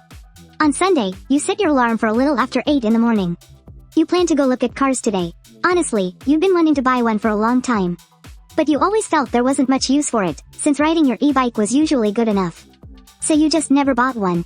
After waking up that morning, you saw the living room was empty. Shen Zhizhi and Shen Ruxue definitely weren't awake yet. You grabbed some paper from the table, left them a note, and headed out. Hello? You gave Han Dai a call right away. What are you up to? Need something? Do you know what time it is? It's 9 o'clock. I'm coming to your campus to pick you up right now. Let's go look at cars. Look at cars? Hearing those words, Han Da woke up instantly. What cars? Are you buying a car? Yep, I'm thinking of buying one. So I figured we'd go take a look. Han Da was thrilled to hear that. Awesome, I'm getting up right now. A little past 9, you arrived at the entrance of Han Da's school. He'd already been waiting there for a while. The moment he saw you, he ran straight over. Chen Ze, what kind of car are you getting? You didn't really have anything in mind either. I have no idea. Just thought I'd go look around. Do you have any recommendations? Just as Han Da opened his mouth to speak, you added. I'm not buying any foreign brands. Don't recommend imported stuff. I don't like foreign brands either. The specs are so low. They don't even have those big dashboard screens. Who even buys foreign cars anyway? Han Da grumbled, then continued. If we're talking domestic, a lot of them are pretty good. If you want an EV, you could go with BYD. If you don't want an EV, there are way more options. I used to really like Geely, but now I'm into Chang'an. Or, if you're rolling in cash, you could get a tank. By the way, what's your budget? Han Da suddenly felt like he was overthinking it. He figured that even if you did buy a car, it would probably be under 100,000 yuan. But hey, a 100,000 yuan car is already pretty solid. Either way, you'd officially be a car owner. You answered, under 300,000 yuan. Han Da was completely blown away, his mouth hanging wide open. He stared at you in absolute disbelief. Wait, what? Where did you get that kind of money? Did you win the lottery or something? You gave a faint smile. Nope, just saved up a bit over time. Plus, I made some decent money this year from my part-time gigs and writing web novels. But mostly, it's the money I earned from getting beaten up back in middle school. Right, Han Da replied dejectedly, thinking about how they both grew up together in the same orphanage. His best friend was about to buy a 300,000 yuan car all on his own, while he still had to walk on eggshells around his parents just to get his tuition paid. You patted Han Da on the shoulder. What's wrong? Why the long face? Did I strike a nerve? Han Da nodded. Yeah, a little. Tell me the truth, out of that 300,000. Did you make more of it recently, or back then? Back then. Freelance coding barely got me any gigs, or just some crappy ones paying a few $100. The kind where you bust your ass for days just for a few hundred. Writing novels didn't make any money either. Mostly, it's the money I got from taking those beatings back then. Alright man, Han Da wasn't jealous anymore. He knew exactly how miserable your life was back then. Covered in bruises every single day. He couldn't even imagine it back then.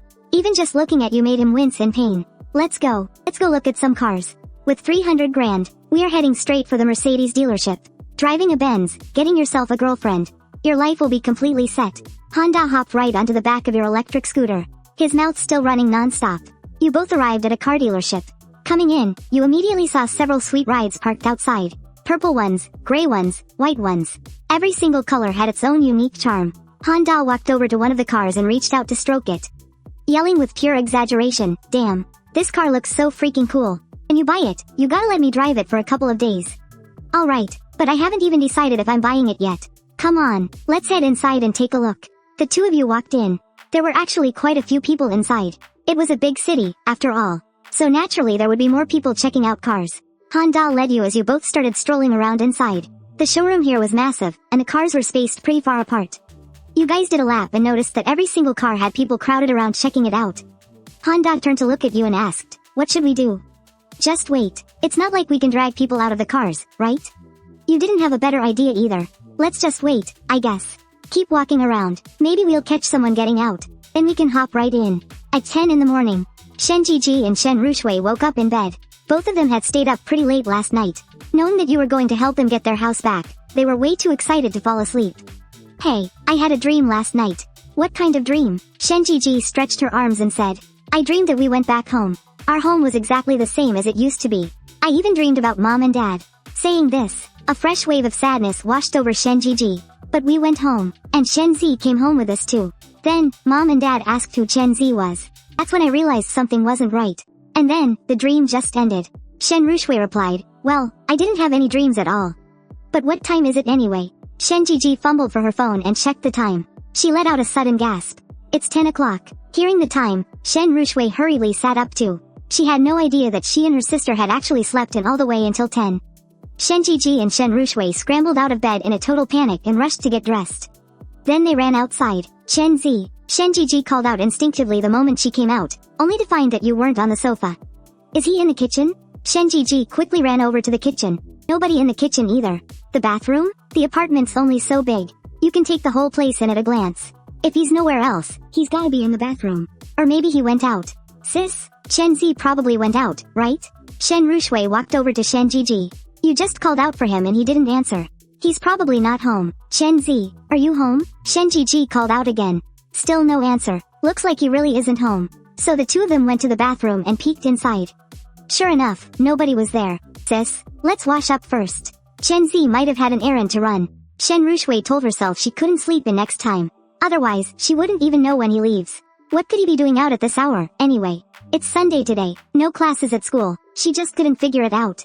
After washing up and stepping out of the bathroom, Shen Ruxue said, Sis? Let's study. But Shen Zhizhi didn't really want to study. She had just woken up.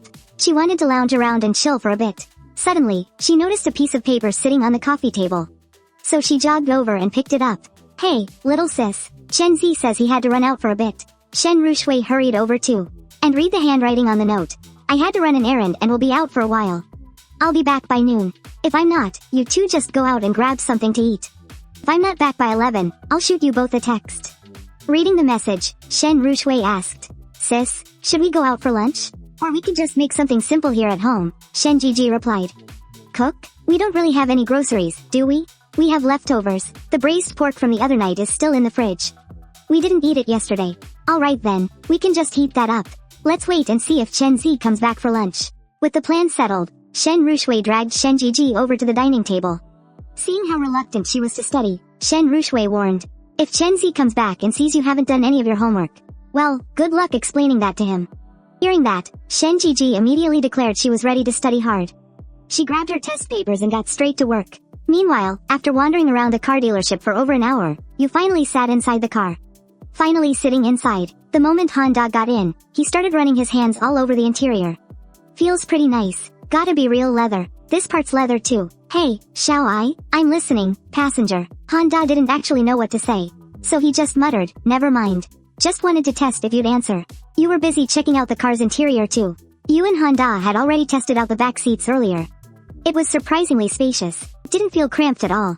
But now, sitting in the driver's seat, you couldn't tell if the seat just wasn't adjusted right for you, or what. But the steering wheel felt a little too low.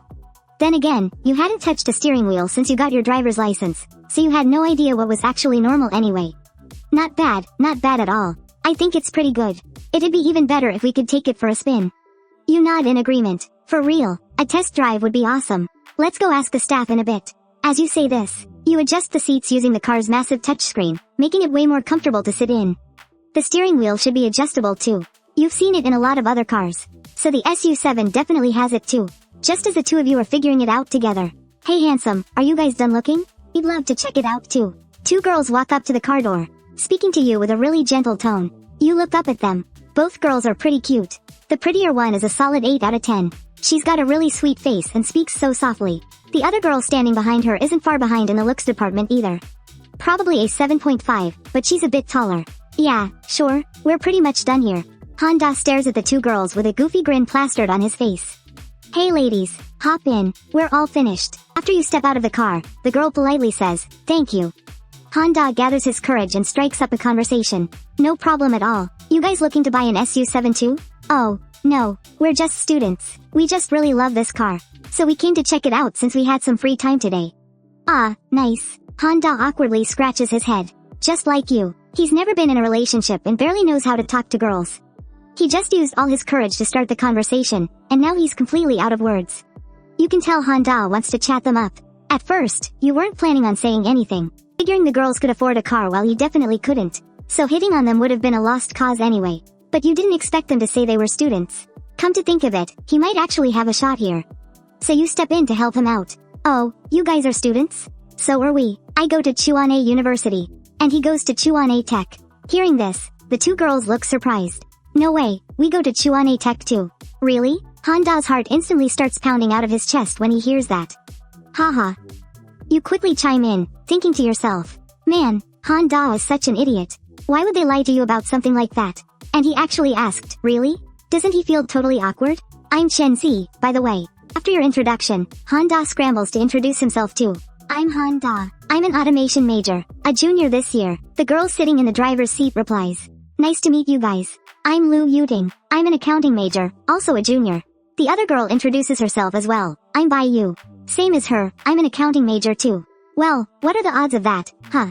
You gave Han Da a little nudge, and he nodded right away. Super crazy, you said, keeping the wingman act going. Oh, by the way, my buddy here is single. If you two gorgeous ladies happen to be single too, then that's our third coincidence today.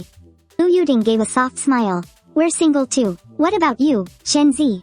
You're hyping up your friend, but what about yourself? You replied, I've got a girlfriend. As soon as you said that, Han Da shot you a super confused look. Seeing this, you cut him off before he could speak. Since it's such a coincidence, we could all grab lunch together, and head back to campus in the afternoon. Sure, we could do that. Lu Yuding felt a bit too awkward to say no. She nodded. The other girl, Bai Yu, apart from introducing herself earlier, hadn't said a single word. You gave Han Da another nudge. Weren't you just messing around with the car and figuring everything out? Why don't you explain it to the girls? Han Da scratched his head, his face turning completely red as he stammered. This car is, like, super advanced. If you want to check anything out, just say, hey shall I? It can adjust the seats, the steering wheel. It's got a ton of features. Standing off to the side, you couldn't help but shake your head listening to his pitch. You were cringing secondhand, so the two girls were probably feeling incredibly awkward too.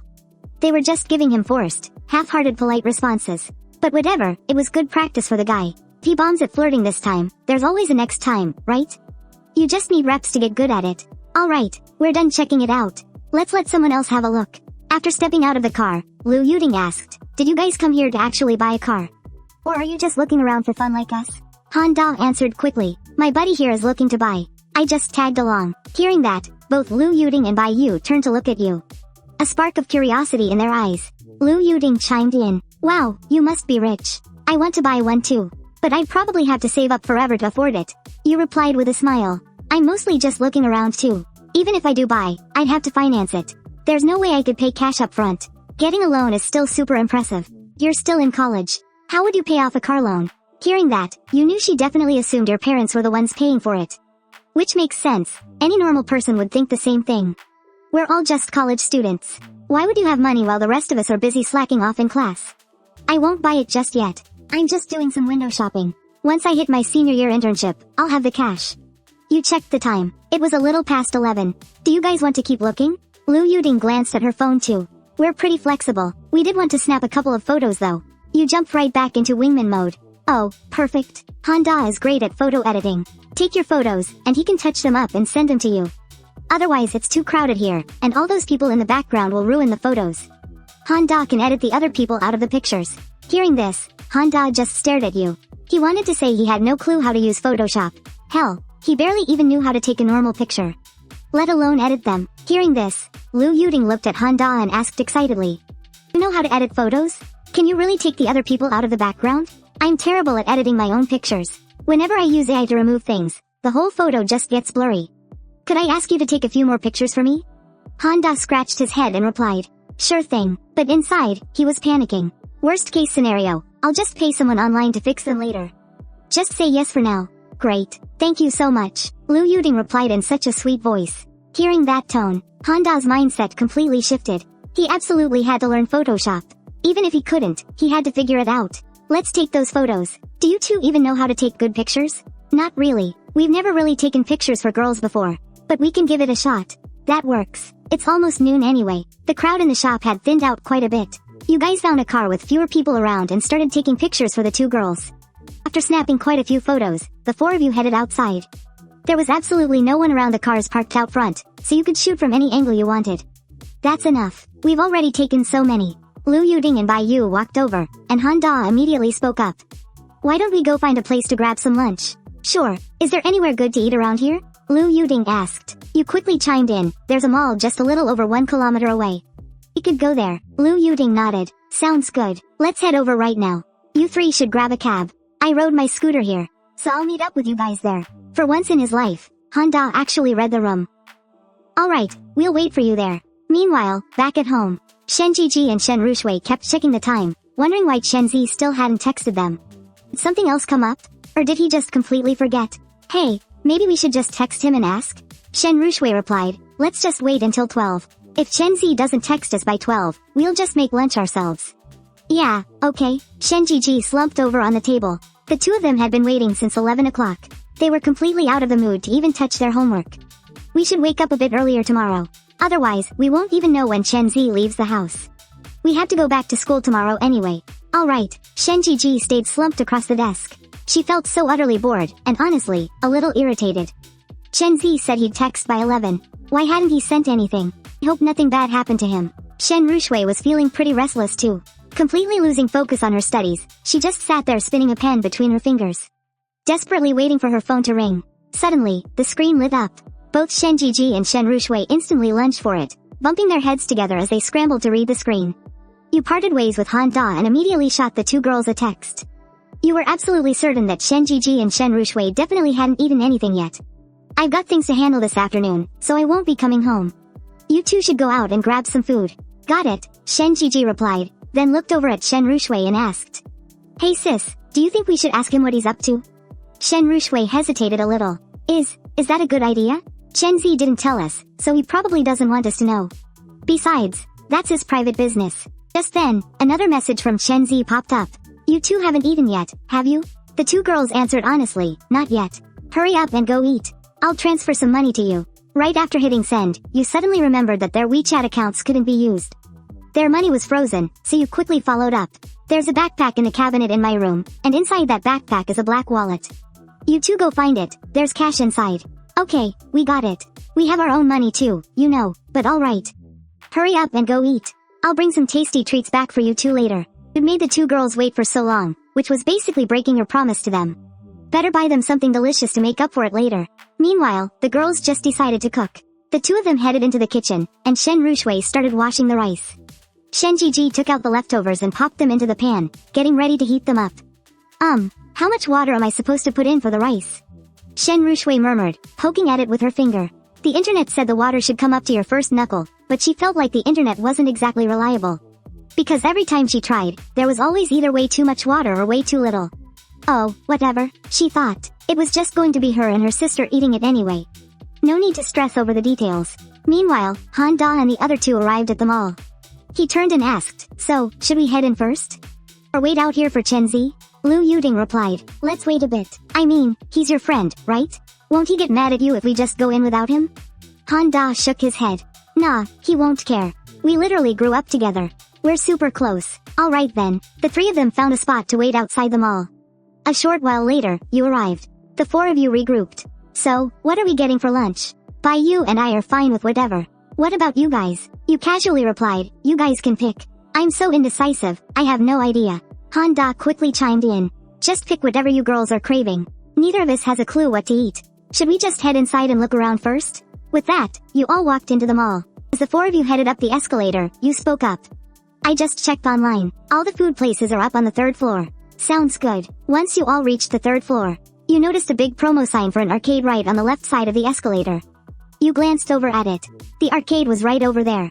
You pulled out your phone and discreetly shot Han Da a text. After we eat, you should totally invite the girls to the arcade. Win them some plushies from the claw machines or whatever. Meanwhile, Han Da was oblivious, still leading the way and constantly asking the two girls what they were in the mood for. Yu suddenly spoke up. How about we just get a buffet? I haven't had one in ages. I was actually just checking on my phone. There's one nearby that's not too expensive, 76 a person. Han Da agreed. Sounds good to me. I think a buffet is a great idea too. We can just eat whatever we want. Arriving at the buffet restaurant, Han Da walked up and asked. Table for 4, how much per person? The receptionist replied, 89 a person. Dining time is 2 hours, and there's a 20 deposit per person. Hearing the price, Yu said, let's just buy a group deal online. When I was walking over, I saw the price was 76. Sure, the group opened the group deal app, and everyone paid their share. After heading inside, Lu Yuding said, let's go grab some food. You gave a quick response, then pulled Han Da aside. There's an arcade near where we came up. If you want to get to know them better, you could suggest we go to the arcade later. Han Da thought about it and figured it wasn't a bad idea. Okay, but, do you really think either of those two would actually be into me? You were left completely speechless by that. Those two? Look at you, man. Opening right out the gate aiming for both of them. I can't say for sure about one, but you definitely couldn't handle both. Han Da hurriedly started explaining, no, that's not what I meant. I meant, which one do I actually have a shot with? You thought for a moment. On the way here, Lu Yuding was the only one really talking. Yu is a bit introverted. Or maybe just aloof. She barely said a word. But honestly, you can tell Lu Yuding is just brushing us off. They probably only agreed to eat with us because it was too awkward to say no. It's really hard to say. Which one do you actually like? Han Da analyzed the situation. Well, Liu Yuding is really pretty. And pretty cute too. Plus, she has a really sweet voice. As for Bai Yu, I haven't even exchanged more than a few words with her. She seems kind of hard to approach. Yu patted Han Da on the shoulder. I don't know, man. Just go with your gut. Nothing to lose even if you get rejected. Just go for it. Han Da had zero confidence. He couldn't help but wonder, would they ever actually be interested in him? He looked completely average, and his height was nothing special either. His family wasn't well off. If he ever got married, he'd have to save up for the bride price all on his own. The more he thought about it, the more insecure Han Da felt. He even started having thoughts of just giving up. Meanwhile, on the other side, after Liu Yuding and Bai Yu split off from you guys, Bai Yu asked, "What do you think of that guy?" Liu Yuding replied somewhat absent-mindedly, "I don't know, I'm just not feeling it." Chen Ze, on the other hand, is super handsome, and he's even buying a car. His family is probably pretty loaded. Plus, he goes to Chuan'e University. He's definitely smart too. He'll probably be making a ton of money in the future. What do you think? Bai Yu said, "I guess he's alright. It's just that Chen Ze is way too handsome. A guy like that has probably dated a ton of girls. Honestly, I bet he's a total player." What makes you say that? Tell me your theory. Aren't all the good-looking guys online total players? Plus, Chen Ze is just that good-looking in real life. Guys online rely on beauty filters and editing.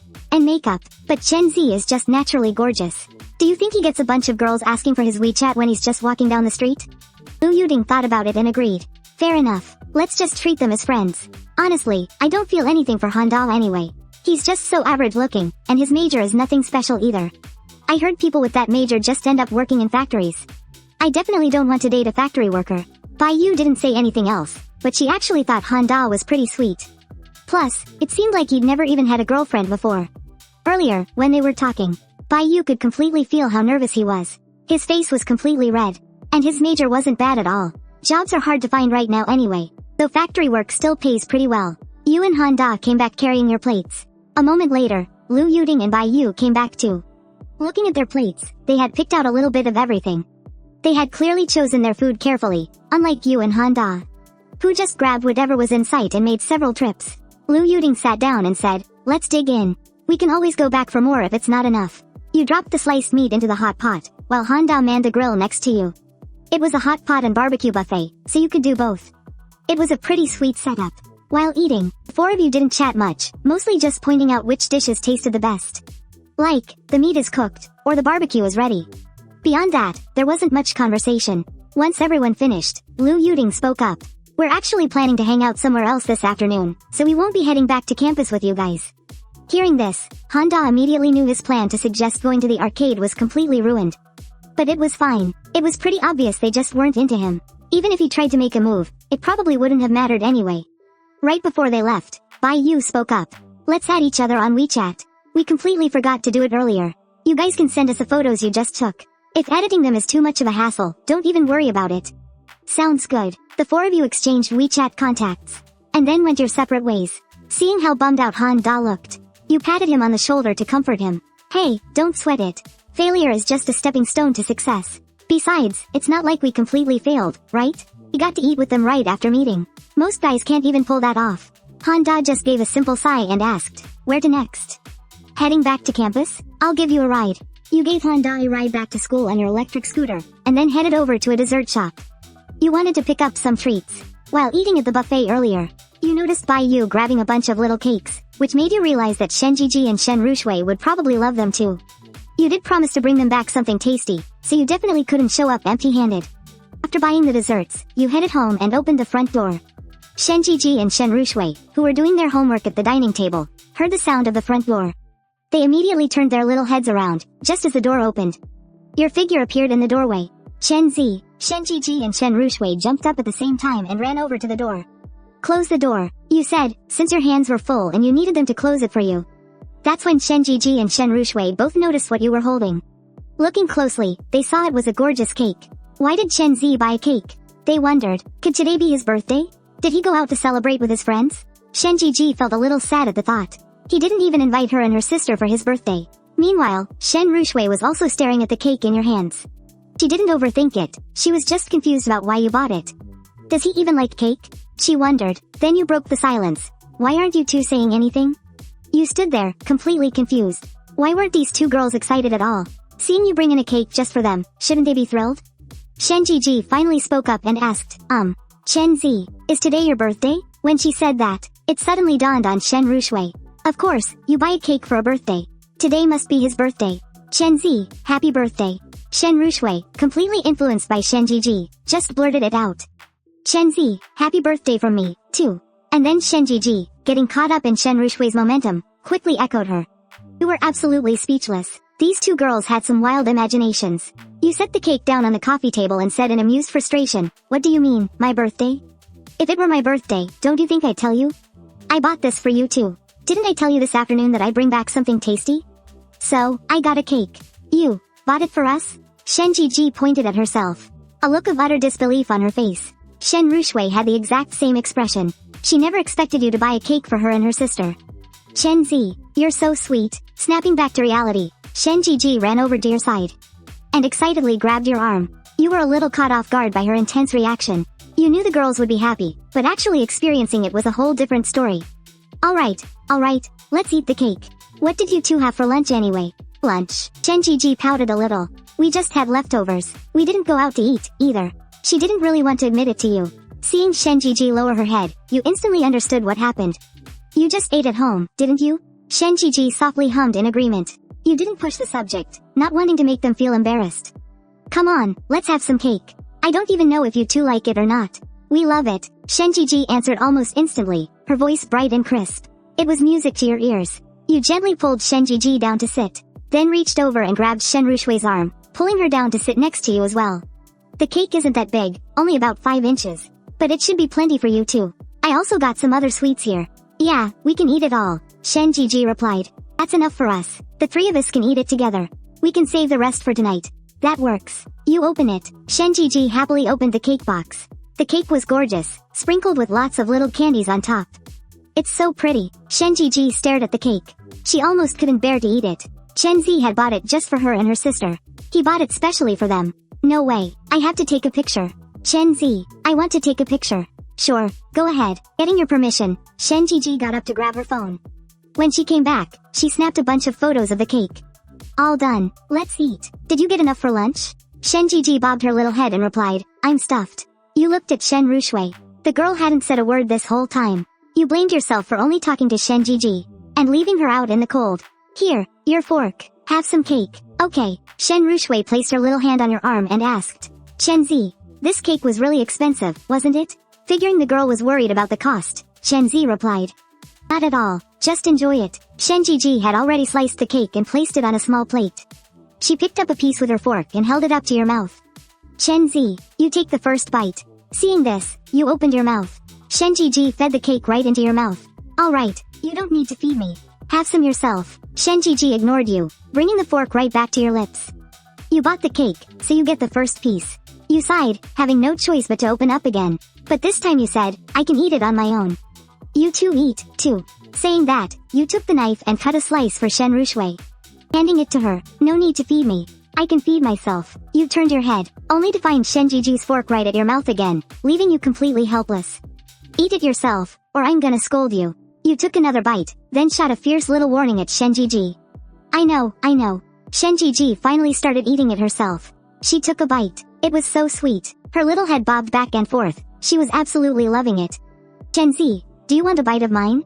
Shen Ruxue asked nervously. You didn't refuse, and took a bite. Is it good? Shen Ruxue nodded. It's delicious. It just must be really expensive. Actually, my sister and I could have gone without it. You didn't say anything. You were just about to say, if it's good, I'll get you guys more next time. But her words completely shut you down. I bought it, so just eat it. It's not like one cake is gonna break the bank. Or maybe, I just really wanted some cake. Is that okay? Yeah, sure. Chen Ze, you have some. Hearing this, Shen Zhizhi lifted the plate again and offered the cake right up to your mouth. Eat it yourself. You gave the girl a light smack on the head in annoyance. There was no way she didn't know exactly what you meant. She was definitely doing it on purpose. Shen Zhizhi wasn't too happy about getting smacked, though. She let out a dramatic little pout, rubbing her forehead with her tiny hands like she was actually hurt. This girl, you waited until she put her hands down and went back to happily eating her cake. Then you reached over and tapped her on the head twice more. That's for whining. Giving me attitude now, huh? Getting tapped on the head again. Shen Zhizhi immediately shot you a glare. You challenged her. Gonna keep pouting? Oh, no more pouting. Shen Zhizhi lowered her head, grumbling about you in her head. Smacking my head. You're gonna make me stupid.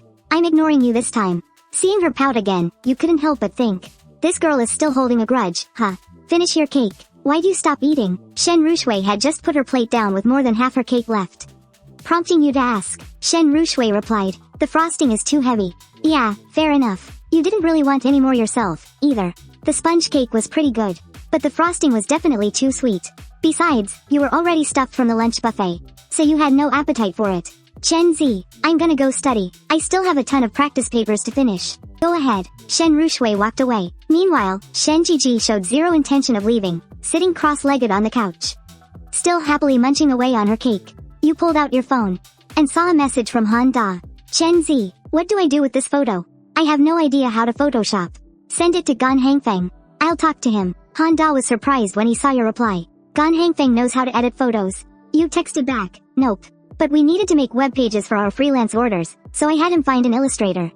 A graphic designer. That guy definitely knows how. Is that gonna cost us?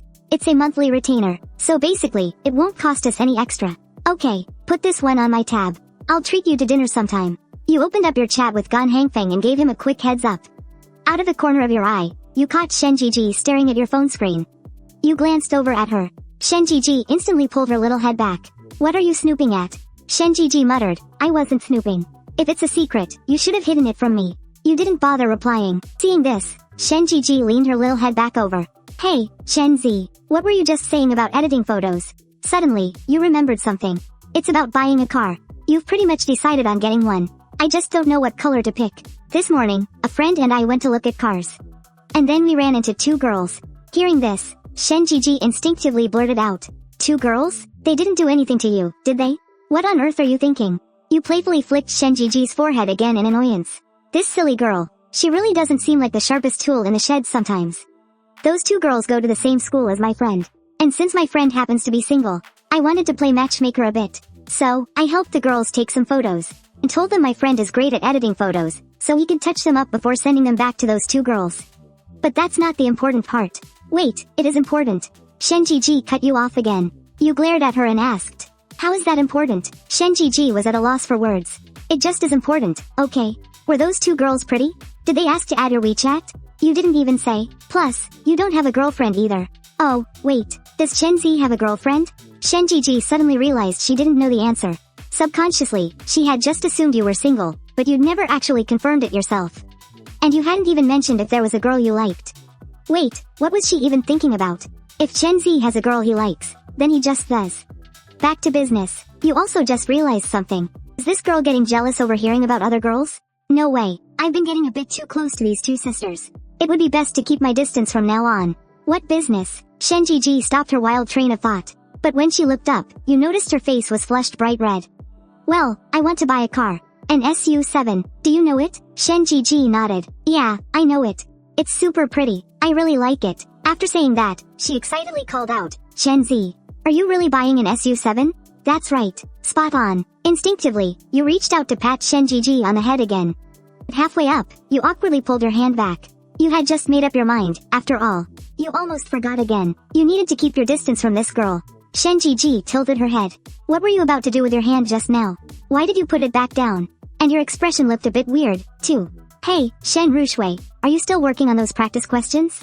Come over here for a sec. Shen Ruxue immediately got up and walked over. She had overheard your entire conversation with Shen Zhizhi just now. She had wanted to come over, but felt awkward since you hadn't called for her. It would have been embarrassing to just walk over uninvited. Listen, I'm buying a car. I'm probably getting an SU7, and I was hoping you two could give me some advice. Of course, I'm still not 100% sure on what to get. It's just that I went to check out this car with a friend today, and I've always thought it was a pretty solid choice. So now that I'm thinking of actually buying one, the SU7 was the first one I looked at. What about you? What do you think of the SU7? Or do you have any other good sedans to recommend? Shen Ruxue replied, the SU7 is really great. It looks absolutely stunning. I really like it too. I wouldn't even know what other cars are out there anyway. I don't really pay attention to cars. Right after she finished speaking, Shen Zhizhi hugged your arm tightly. Chen Ze, just buy the SU7, okay? I love it. Seeing this, you dropped the idea of looking at other cars, mainly because you liked it yourself too.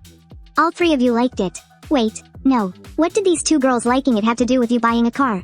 You still had to buy the one you actually wanted. Let's just go with the SU7 then. You unlocked your phone and searched up all the different colors for the SU7. If we're buying it, what color should we pick? Purple, obviously. I absolutely love purple. Look how pretty the purple one is. It's so gorgeous, Shen Zhizhi said, reaching her little hand over and swiping excitedly through the photos. Sis, you can't just think about what you like. You should be asking Chen Ze what color he likes. Ruxue scolded Shen Zhizhi from the side, but Zhizhi was having none of it. Chen Ze literally just asked what color we should pick. I said purple, what's wrong with that? Okay, easy now. Let's not fight. Looking at Shen Zhiji's defensive stance, you were actually worried the two sisters were about to start bickering. No fighting, alright? You felt like your tone just now was a bit too soft. So you added that firmly, but there was nothing you could do. This girl Zhizhi was clinging to your arm for dear life, making you feel pretty flustered. Naturally, your voice softened. Purple is nice, but I've seen a lot of people online going with gray. And blue, too. The orange one has a sportier vibe. You were genuinely torn. After all, once the color was picked, there was no changing it. You had to choose carefully. Shen Ruxue, what color do you like? Shen Ruxue looked at the phone screen and asked softly, the one I like? You nodded. Yeah, which color do you think looks best? Rank them for me. Alright then, I think orange pops the most, but it's a bit too flashy. Next would be purple. It's really pretty. Gray looks just as good. I'm not a fan of the blue, though. It doesn't feel as nice as the orange. As for white and black, they just don't seem to match the SU7. That's my take. Chen Ze, just pick the purple one, please. Shen Zhizhi started shaking your arm again. Annoyed, you reached out and flicked the girl right on her forehead. Let go. You're a girl, for crying out loud. You can't just go around hugging some guy's arm. Shen Zhizhi finally realized it was inappropriate. She let go, but she still stayed pressed right up against your side. After a moment of silence, you spoke up. Purple works. Let's just order the purple one for now. Shen Zhizhi beamed with satisfaction. See, Chen Ze, you can't go wrong listening to me. Shen Ruxue poked you lightly. Chen Ze, what price range are you planning to get? You replied, 300,000, the top trim. Hearing that, Shen Ruxue asked him worriedly, Chen Ze, that's so much money. Do you really have enough? You just smiled, and confidently started bragging, a mere 300,000. It's chump change. But right after bragging, you looked around your crappy apartment that costs just over 1,000 a month.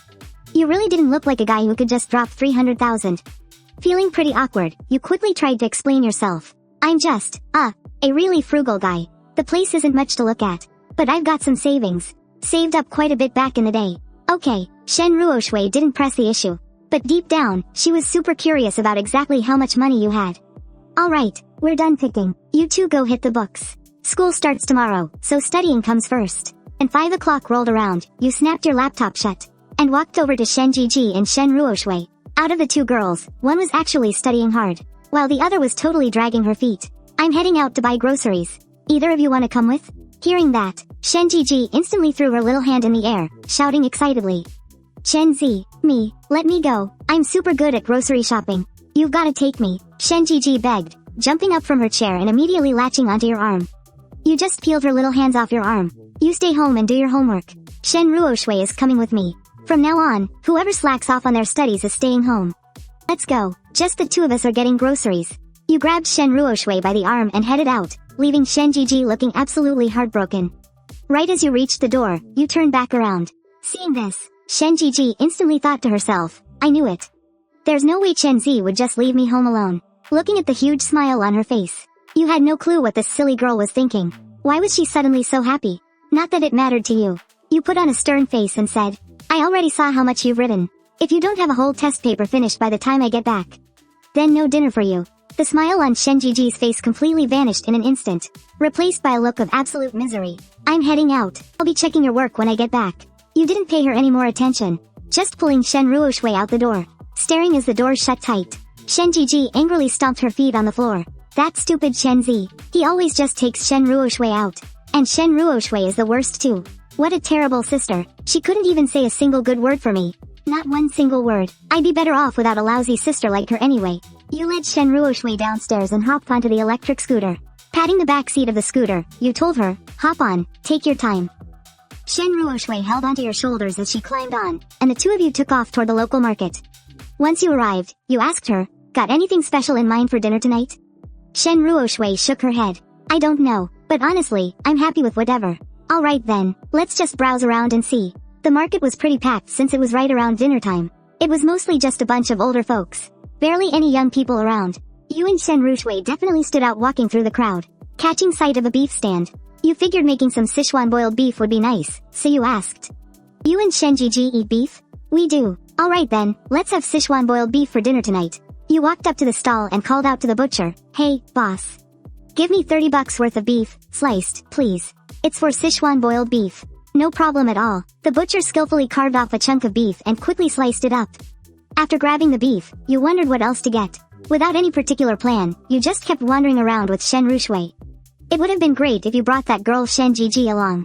She would have definitely spoken up about what she wanted to eat. Unlike Shen Ruxue, she was way too sensible, never asking for a single thing. But then again, Shen Zhizhi never really focused on her studies. Out of a half-hour test, she'd spend at least 10 minutes just spacing out. If Shen Ruxue wasn't right there watching her, she'd probably zone out for a solid 20 minutes. "Hey, boss, I'll take 15 jumbo shrimp. Could you help clean out the veins, too?" The jumbo shrimp here were pretty pricey. On average, they came out to almost $3 a piece. Something you normally wouldn't be able to afford. "Chen Ze, do we really need to buy more?" Shen Ruxue gently tugged on your arm. "2 dishes is already plenty. I won't buy anything else. But the boiled beef needs some side veggies. Let's just grab a few vegetables and then head home." On the ride home, as you were cruising on your e-bike, you spotted a guy selling candied hawthorn. So, you pulled over. Seeing this, Shen Ruxue knew right away that you were going to buy some. And it was highly likely you were getting them for her and her sister. "Which kind do you want to eat?" Sure enough, you were buying them for her and her sister. "Just the regular hawthorn is fine." Shen Ruxue knew the hawthorn ones were the cheapest, so she naturally chose that one. "What about Shen Zhizhi? What flavor does your sister like?" "She'd want hawthorn, too."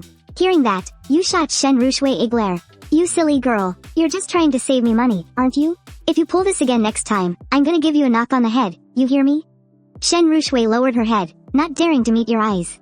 Deep down, she was thinking that she wouldn't change a thing next time. She and her sister were broke to begin with. Chen Ze was already trying to get their house back for them, and he was taking care of their meals on top of that. If she started spending his money recklessly, how would she be any different from those entitled brats online? "Hey, boss, I'll take a hawthorn one and a strawberry one. How much is that?" the vendor said as he pulled the skewers down from the stand. "That'll be $25 in total." You stared at the vendor and asked again. "How much?" Seeing your expression, the vendor quickly explained. "The hawthorn is $7, and the strawberry is 18. I guarantee once you try my candied fruit, you'll— Hey. Young man, come back here, I already bagged them up." You didn't even wait for the vendor to finish speaking. You just told Shen Ruxue to hold on tight, cranked the throttle, and sped off. Screw that. He's really out here trying to rip people off.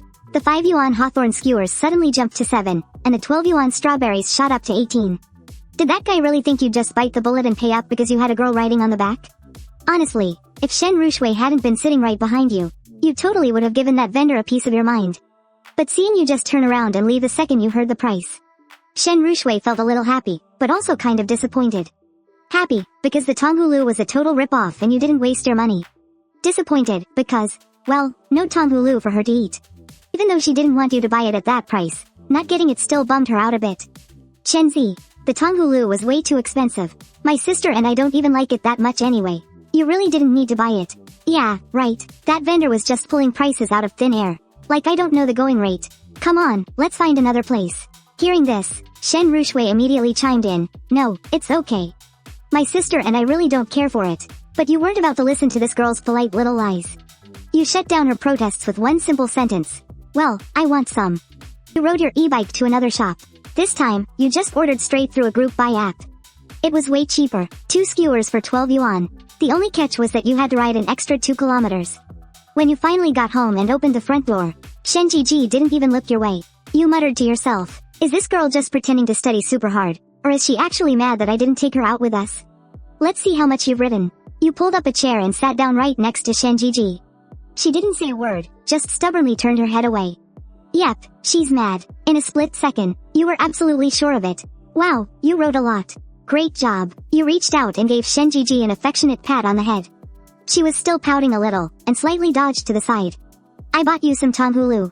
Strawberry flavor." The moment she heard the word, Tonghulu, Shen Zhizhi finally looked up. You turned to Shen Ruxue and said, "You two just hang out here. I'm gonna go make dinner. Just save one piece of the Tonghulu for me. The rest is all yours." Watching you walk into the kitchen, Shen Ruxue put the Tonghulu down. "Sis, Chen Ze went out of his way to buy this for you. I'm gonna go help him out first. This girl, it's always Chen Ze this and Chen Ze that. You might as well just marry him. Zhizhi grumbled in annoyance. She glanced down at the tonghulu.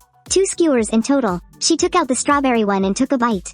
So sweet. Absolutely delicious. I'll wait until Chen Ze finishes cooking to eat the rest. Zhizhi didn't eat anymore, afraid she wouldn't be able to stop herself.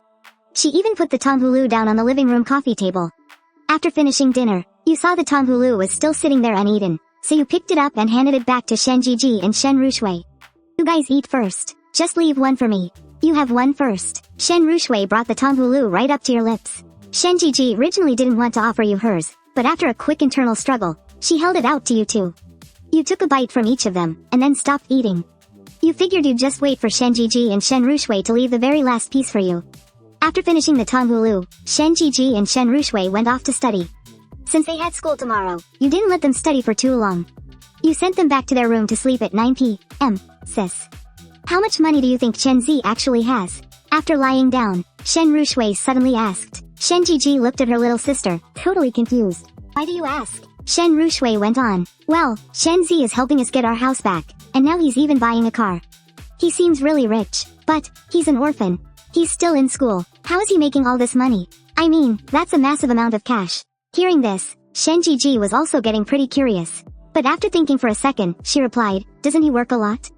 He must be making good money. I just don't know exactly how much. Staring up at the ceiling, Shen Ruxue sighed softly. Yeah, I just feel like he's really amazing. He's been an orphan since he was a kid, growing up in a children's home, without a mom or dad. And yet he's already making so much money. Zhizhi hummed in agreement. Yeah, he really is amazing. But we need to work hard too. We have to make our own money in college. Otherwise, we won't even have enough for tuition. Speaking of tuition, Zhizhi fell completely silent. The money they had left was probably only enough for one of them. Did that mean the other one would have to drop out? Shen Ruxue was thinking the exact same thing. When it was finally time for college, would they have to ask Chen Ze for another loan to cover their tuition? But if they didn't ask him, where on earth would she and her sister get that kind of money? Sis, you better study hard. Otherwise, how are you gonna have the nerve to ask him for tuition money? Anyway, I'm going to sleep. Just a second ago, Zhizhi had been drowning in worry. But hearing that, she immediately rolled over, turning her back to her sister. Always picking on my grades. Your grades are only a tiny bit better than mine. Ring, ring, ring. The 7 a.m. alarm went off, and both sisters instantly scrambled out of bed. They had school today, after all. After getting up, Shen Ruxue quickly threw her clothes on and said, Sis, I'm gonna go out and see if Chen Ze is awake. Alright. Shen Ruxue walked out into the living room and glanced over at the couch. You were sitting there with your head hanging down, eyes completely glued shut. You had stayed up writing your novel last night, getting a sudden burst of inspiration. You didn't crash until 2 in the morning, only to be dragged out of bed by your 7 a.m. alarm. You were basically still half asleep. Chen Ze, are you still half asleep? You groggily shook your head, looking up at Shen Ruxue. Just go wash up first. We'll head out for breakfast when you're done. Saying that, you realized you'd totally forgotten to ask them what they were doing for lunch. Are you two eating at school this afternoon? Shen Ruxue nodded. Yeah, the school has a cafeteria. You asked again, what about tonight? What time do you guys get off? 8:30. We have evening study hall. Got it. You waited for Zhizhi to come out before heading into the room. School lunches usually meant using cash or a meal card, so you figured you'd give the 2 girls some cash. 500 should be enough to load onto their meal cards. The school food isn't that expensive anyway. It's just over $10 a meal, so that'll definitely last them the week. When Shen Ruxue came out of the bathroom, you handed the money over and said, Here's the food money for both of you. Do you use meal cards at school? Yeah, we use meal cards, but we don't need this much. I brought my own cash. My sister and I still have some left over. Seeing Shen Ruxue backing away and refusing to take the cash, you just grabbed her arm and shoved the money right into her hand. Just take it, no arguments, and make sure you eat well at school. Studying takes a lot out of you. You need good food to keep your energy up, so don't try to skimp on it. You gave them a whole earnest lecture, though you weren't even sure if the 2 girls were actually listening. Let's go. We're grabbing breakfast first. Then I'll call a cab to take you 2 to school. Right after you said that, Shen Ruxue hurried back over. You really don't have to. My sister and I can just take the bus. We are taking a cab. You snapped, leaving absolutely no room for argument. Then you led the 2 of them out the door and got some breakfast. You watched them head off to school. After Zhizhi and Shen Ruxue had finally left, it suddenly hit you that you completely forgot to tell them you'd pick them up tonight. Neither Zhizhi nor Shen Ruxue had their phones on them. The school didn't allow it. Classes ended at 8:30 in the evening, and those two girls would have to take the bus all the way back. You lived in an older neighborhood where there wasn't even a subway line. So taking the bus was their only option. You figured you'd just head over early tonight and wait for them. You'd call them a cab. If they really insisted on taking the bus, they could argue about it tomorrow. When you got to campus, Yu Hangfeng immediately came looking for you. Chen Ze, about signing up for that competition. Are you totally sure you want to enter? Should I sign up with you? Alright, I'm gonna go put our names down with the class representative.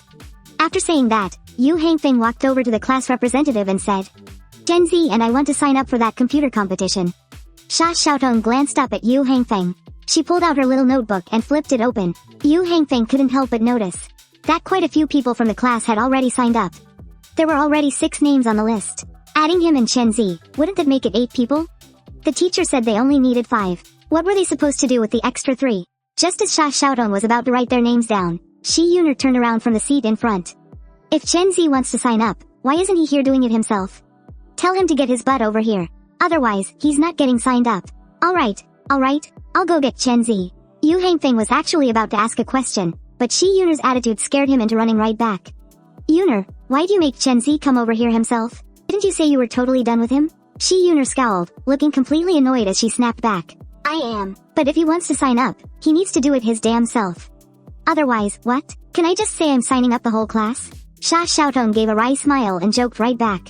Sure you can. I'm putting the names down now. I'm ignoring you. Shi Yun'er turned her back to him, grumbling in her head. Asterisk that damn Chen Ze. After what happened that day, he didn't even send a single text when he got home. Did she just suffer all that for nothing? What a total jerk and a creep. She had spent the last 2 days constantly explaining things. And look at him, acting like absolutely nothing happened. Not even a single apology. It was so infuriating. The more she thought about it, the madder she got. But there was nothing she could really do about Chen Ze. Beating him up probably wasn't a good idea either. Chen Ze, Shi Yun'er said you have to go sign up yourself. What? Chen Ze was still staring at his phone. Yu Hangfeng had just walked back and dropped that line, leaving him totally confused. Why is she calling me over? She's the class secretary. Why is she handling this? Yu Hangfeng replied nervously. I didn't dare to ask. You'd better just go over there, or she's gonna be pissed.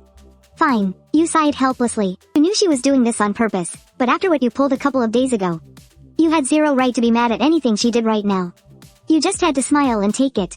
You walked over to Sha Xiaotong. You glanced at Shi Yun'er standing right there, having no clue what to say to her. Just put my name down first. Sha Xiaotong didn't say a word. She just looked at Shi Yun'er, silently wondering if she should actually register him or not. You called him over, and now you just turn your back to him? It left her feeling completely awkward. Let me see. You noticed there were quite a few names on the little notebook. You picked it up for a quick look.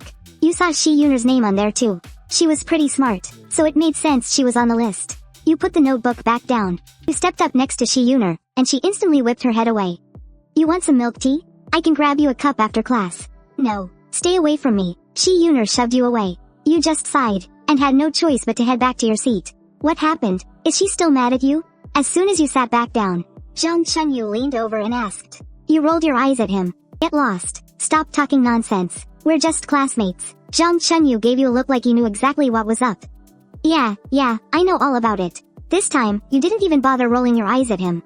You just slumped onto your desk, planning to catch up on some sleep. Meanwhile, Shen Zhizhi and Shen Ruxue had also arrived at school. The two separated, and headed to their respective classrooms. As soon as Shen Zhizhi walked into her class, a bunch of her friends immediately crowded around her desk. She was pretty popular in class. Zhizhi, what have you been up to these past few days? Yeah, you haven't been to school in forever. And a couple days ago, this really hot guy came to get you excused from class. He said he was your cousin. How old is your cousin anyway? Bombarded by all their questions, Shen Zhizhi replied, I just didn't feel like talking about it these past few days. But he did have a fever last week.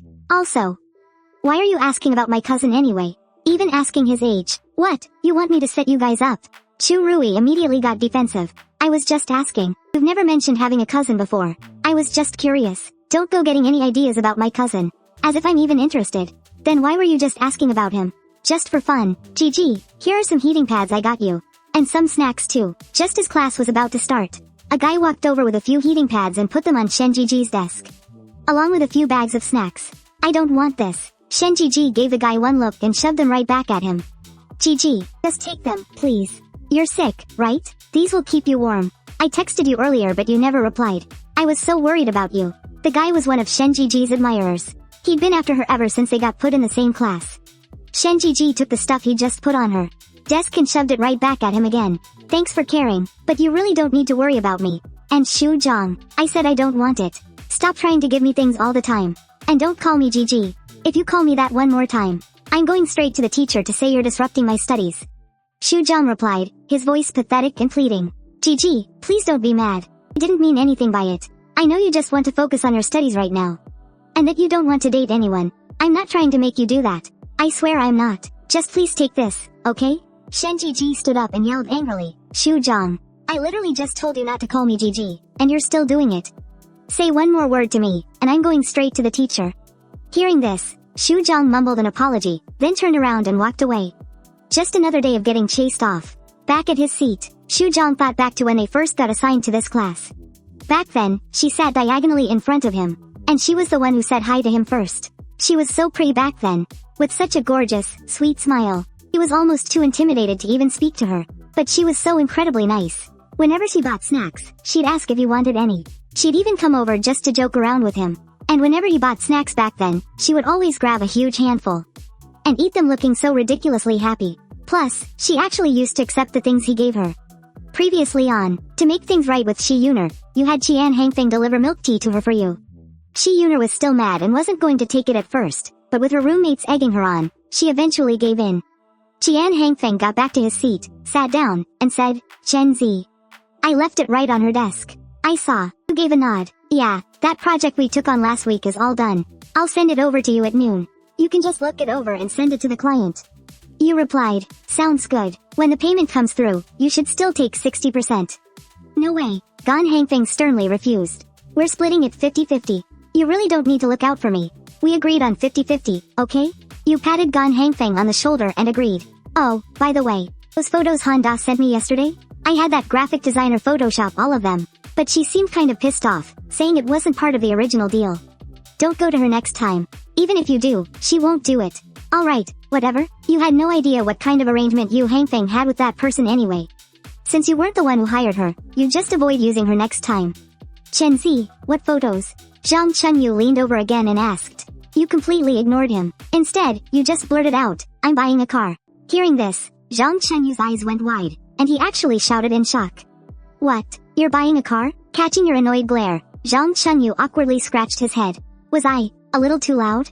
He asked, glancing around the room. Quite a few classmates had looked over and were now staring at you guys with curiosity. You didn't really care. Once you bought the car, people were bound to see it sooner or later anyway.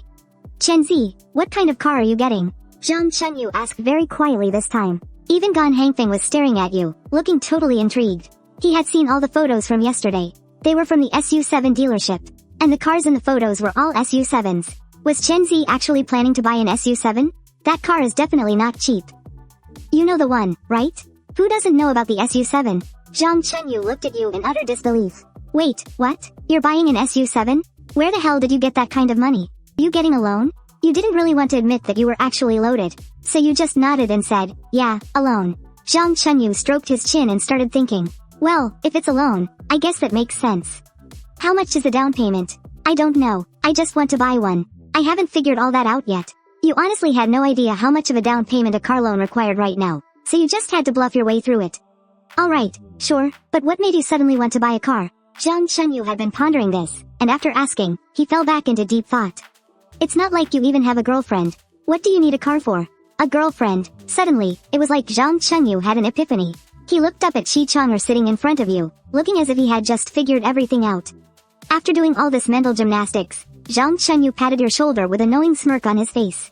Say no more, man. I get it. Ring, ring, ring. The bell rang for the end of class. The three of you stood up. The next class was in the computer lab. Chen Ze, Gan Hangfeng, come over here for a sec. You turned and walked over to Sha Xiaotong, asking, what's up? It's about the competition. Hold on a second. Sha Xiaotong then called a few other classmates over as well. 8 people in total. The other 4 are 2 guys and 2 girls. It's a pretty good mix, too. 4 guys and 4 girls in total. Chen Ze, you're looking to buy a car, huh? That tone. You glance over at Ouyang Yunshin, who just walked up to you. He's the class monitor. An average-looking guy, but he comes from money. Definitely a bit of a rich kid. He drives an E-class himself. The two of you, though, you don't exactly get along. Back in freshman year, you heard there were perks to being on the class committee. Like getting on the counselor's good side, which helps with snagging scholarships and stuff. So, you decided to run for it. Ouyang Yunshin had the exact same idea. The two of you went head to head for the class monitor spot, and he actually lost to you. He's had a grudge against you ever since. Looking at his attitude today, coming over to talk to you out of nowhere, with that tone, he's definitely up to no good. As for why he's really here, you figure it probably has something to do with Shi Yun'er. This guy, throwing his family's money around, tried hitting on Shi Yun'er on the very first day of school. He thought he'd have her in the bag, but she completely blew him off. It was pretty embarrassing for him. And now, there's a rumor going around the class that you're the one chasing after Shi Yun'er. The other day, she even brought you a box of pastries. The whole class might even know about what happened in PE class by now. All of this probably made Ouyang Yunshin pretty jealous. Thinking about buying a car, you reply calmly. What kind of car? I don't know yet. Just thinking about it. Hearing this, Ouyang Yunshin puts on a condescending tone. Chen Ze, as the class monitor, I have an obligation to look out for my classmates. Look, I totally get why you'd want to buy a car. But you've got to live within your means. You can't just bite off more than you can chew.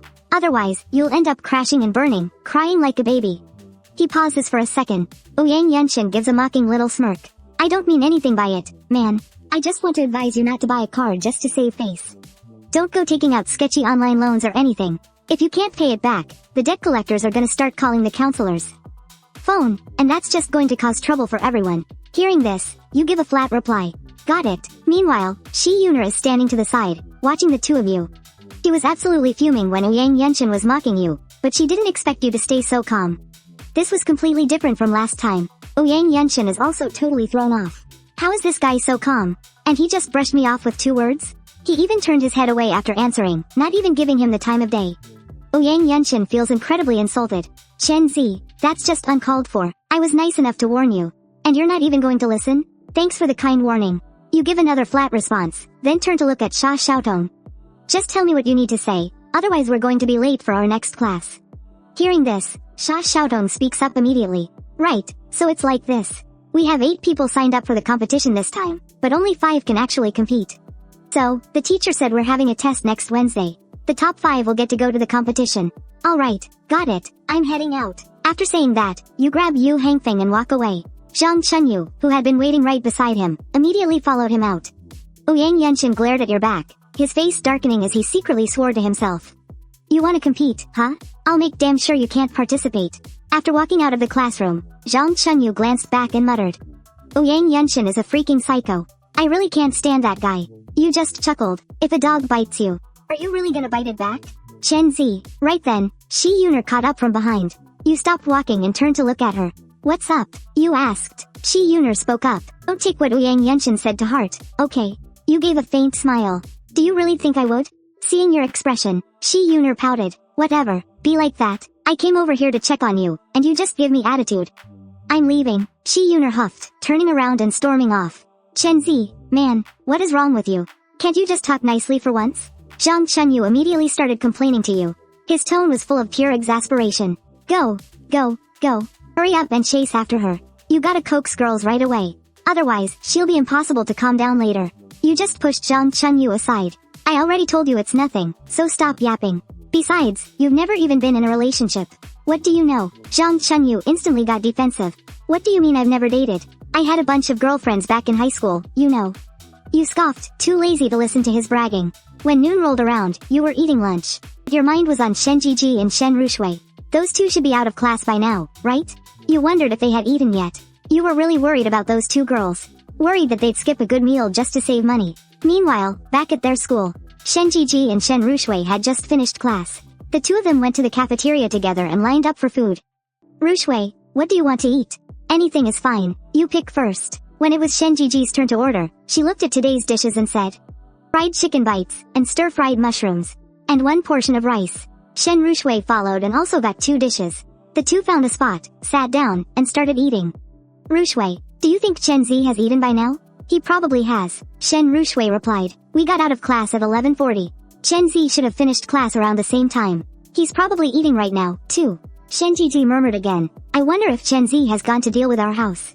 She had been thinking about it all through class today, so much so that her mind was a total mess. She couldn't focus on a single word the teacher said. He probably will, right? We have to trust Chen Ze. Shen Ruxue was also panicking inside, terrified that they wouldn't get their house back. Shen Zhizhi nodded. Yeah, we have to believe in Chen Ze. Later, a little past 2 o'clock in the afternoon. You didn't have any classes this afternoon, so you headed straight to the bank right after leaving your dorm. Once you got to the entrance, you pulled out the phone number Shen Ruxue gave you and made the call. Hello? Is this the bank manager? The voice on the other end replied, how can I help you? Well, it's about a house I have that's past due on its payments. It's been overdue for 2 months, and the bank has already foreclosed on it. I want to pay off the loan right now. Do you think we can still get this sorted out? Hearing this, the bank manager frowned and asked, how long has it been foreclosed? Has the court sent out an auction notice yet? It's been about a week, I think. There's no auction notice yet, just foreclosed for a week. Then there's still a chance. But the process is gonna be quite a hassle. You should come down to the branch. I'm actually right outside the bank right now. I can come inside right away. Are you at the bank? I am. Come on in. You walked into the bank, and the manager you just spoke to on the phone came over. He looked to be around 40 years old, dressed in a full suit. He didn't look particularly friendly. You followed him and took a seat. Then, you explained everything you knew about the situation. So, let me get this straight. You want to pay off the entire loan in one lump sum this time, right? You nodded. I've asked around. It seems like it's possible. The bank manager replied, well, it is possible. It's just really complicated. You know how it is. We've already submitted the delinquency to the court, and the court has sealed the property. Trying to undo all that now is a major headache, and there are gonna be a lot of extra fees. You kept talking with the manager, but you quickly realized something wasn't right. It felt like the guy was just trying to scare you this whole time. Manager, I don't really understand all these things you're saying. How about this? I'll come back tomorrow and bring a couple of friends who study law to come with me. It might make communicating a bit easier. Friends who study law? You nodded. Yeah, I'm a student at Chuanhai University. I have a few friends majoring in law. From Chuanhai University, huh? The manager looked you up and down. Tell you what, there's no need to drag anyone else into this. What I just told you is the absolute worst case scenario. Let me go check with the court right now. Just wait here a moment. Maybe it won't be that complicated after all. You replied politely. Okay, sorry for the trouble. A short while later, the bank manager came back. He was holding a few sheets of paper in his hand. Listen, man, let me ask you, what's your relationship with the owner of this house? You were caught off guard for a second. It's my uncle's house. He's not around anymore. Right. Okay. But look, man, this house is gonna be tough to sort out. The payment has been overdue for quite a while, and we've already submitted the paperwork. If you want to reinstate the contract now, the fees are probably gonna be pretty steep. Take a look at this. You took the paper and glanced at the terms on it, your eyelids twitching in shock. This is almost as much as the mortgage itself. You snapped a photo and asked, Manager, this fee is really steep. Is there any way to lower it? The bank manager frowned and shook his head. He put on a deeply troubled expression. That's going to be tough. I'd have to submit a special request to upper management. You decided you needed to ask around first. So, you just said, alright, I'll go see if I can get the money together first. I just don't have that kind of cash on hand right now. Seeing your hesitation, the bank manager probed. Do you happen to know anyone working at the courthouse or anything? If you do, we might be able to knock the price down a bit. You shook your head. No, I don't. I wasn't a law major, so I only know a handful of people who studied law. Ah, I see. Well, then there's really nothing we can do. I can try putting in an application for you anyway, but we have to move fast. This property is about to go into the auction process. Once that happens, it'll be too late. Got it. I'll be as fast as I can. With that, you grabbed the paperwork and left the bank. Right after, another staff member strolled over. He leaned in next to the bank manager and asked, So? How'd it go? Hard to say, but it should be fine. That kid's pretty clueless, to be honest. If he'd actually had friends at the courthouse, I might have given him a discount. After stepping outside, you hopped on your electric scooter and headed straight home. Staring at the itemized bill on your phone, you couldn't help but stress out. You didn't mind paying, but, this much? Over 100,000, it just felt completely unreasonable. You strongly suspected that slimy bank manager had padded the numbers just to rip you off. So, you opened WeChat, hoping to get a second opinion. Hey, senior, you around? Good afternoon. I need to bother you with a huge favor. Here's the situation. I have a little cousin. Her parents passed away in an accident. She couldn't pay the mortgage, so the house went into default. Now she doesn't even have a place to stay. I want to help her pay off the loan, but the bank just handed me this massive fee schedule. Could you take a quick look at it for me? You sent the texts along with a picture of the bank's document. Then, you transferred over 1,000 yuan, adding the note, Boba Tea Fund for the best senior. She was an upperclassman you'd met during your freshman year. She was an absolute sweetheart. And completely gorgeous, one of the top-ranked beauties at Chuanhai University. You reached out to her because you two used to be pretty close back in the day. She used to really look out for you, and more importantly, she was a law major. It didn't take long for her to reply. Well, little Zhizhi, look who finally remembered his favorite senior. It's been over a year since you texted me. You didn't even send me a Happy New Year text. Seeing her messages, you were just about to type a reply when Lin Yihei fired off another text.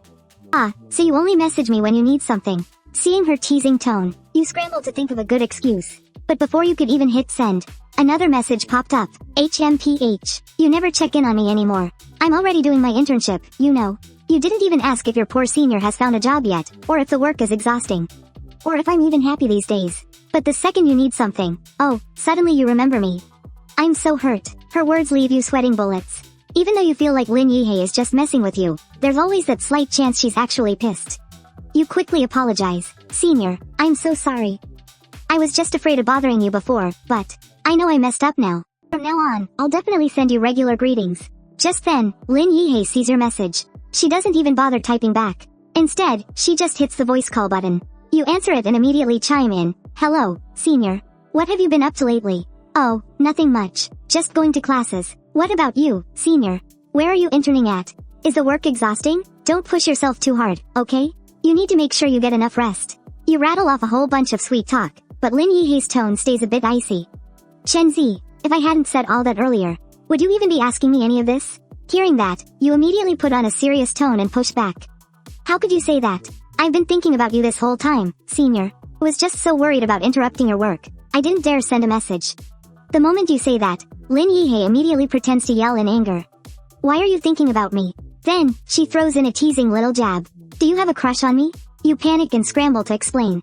Senior, no, it's not that kind of thinking about you. It's the caring kind. Come on, please stop messing with me. Lin Yihei, currently lying in bed, stretches lazily. Who's messing with you? You haven't sent a single message to check on me in over a year, and now suddenly it's all care this and care that. It's true what they say, you can never trust a word a man says.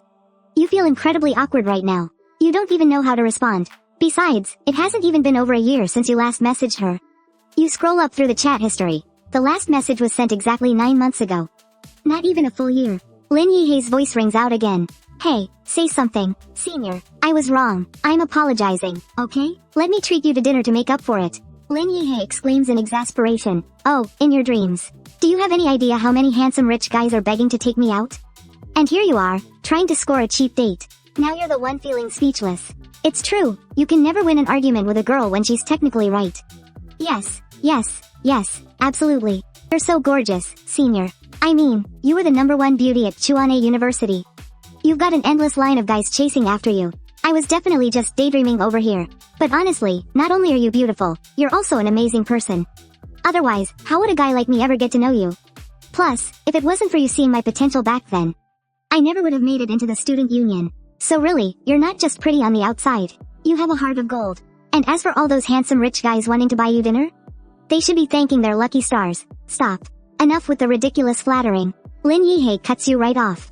After a few seconds of silence, she asked thoughtfully, Chen Ze. Are you seeing someone? No, I'm not. What's up, senior? You asked, feeling confused. Why would she ask that? Lin Yihei replied, oh, nothing. It's just that you never used to sweet talk people like this before. If you were this smooth back then, I definitely would have set you up with Ruo. Come on, senior, stop messing with me. You're scaring me. Hearing this, Lin Yihei scoffed. You're just saying that. I get it now. You need a favor from me, don't you? That's why your mouth is so sweet today.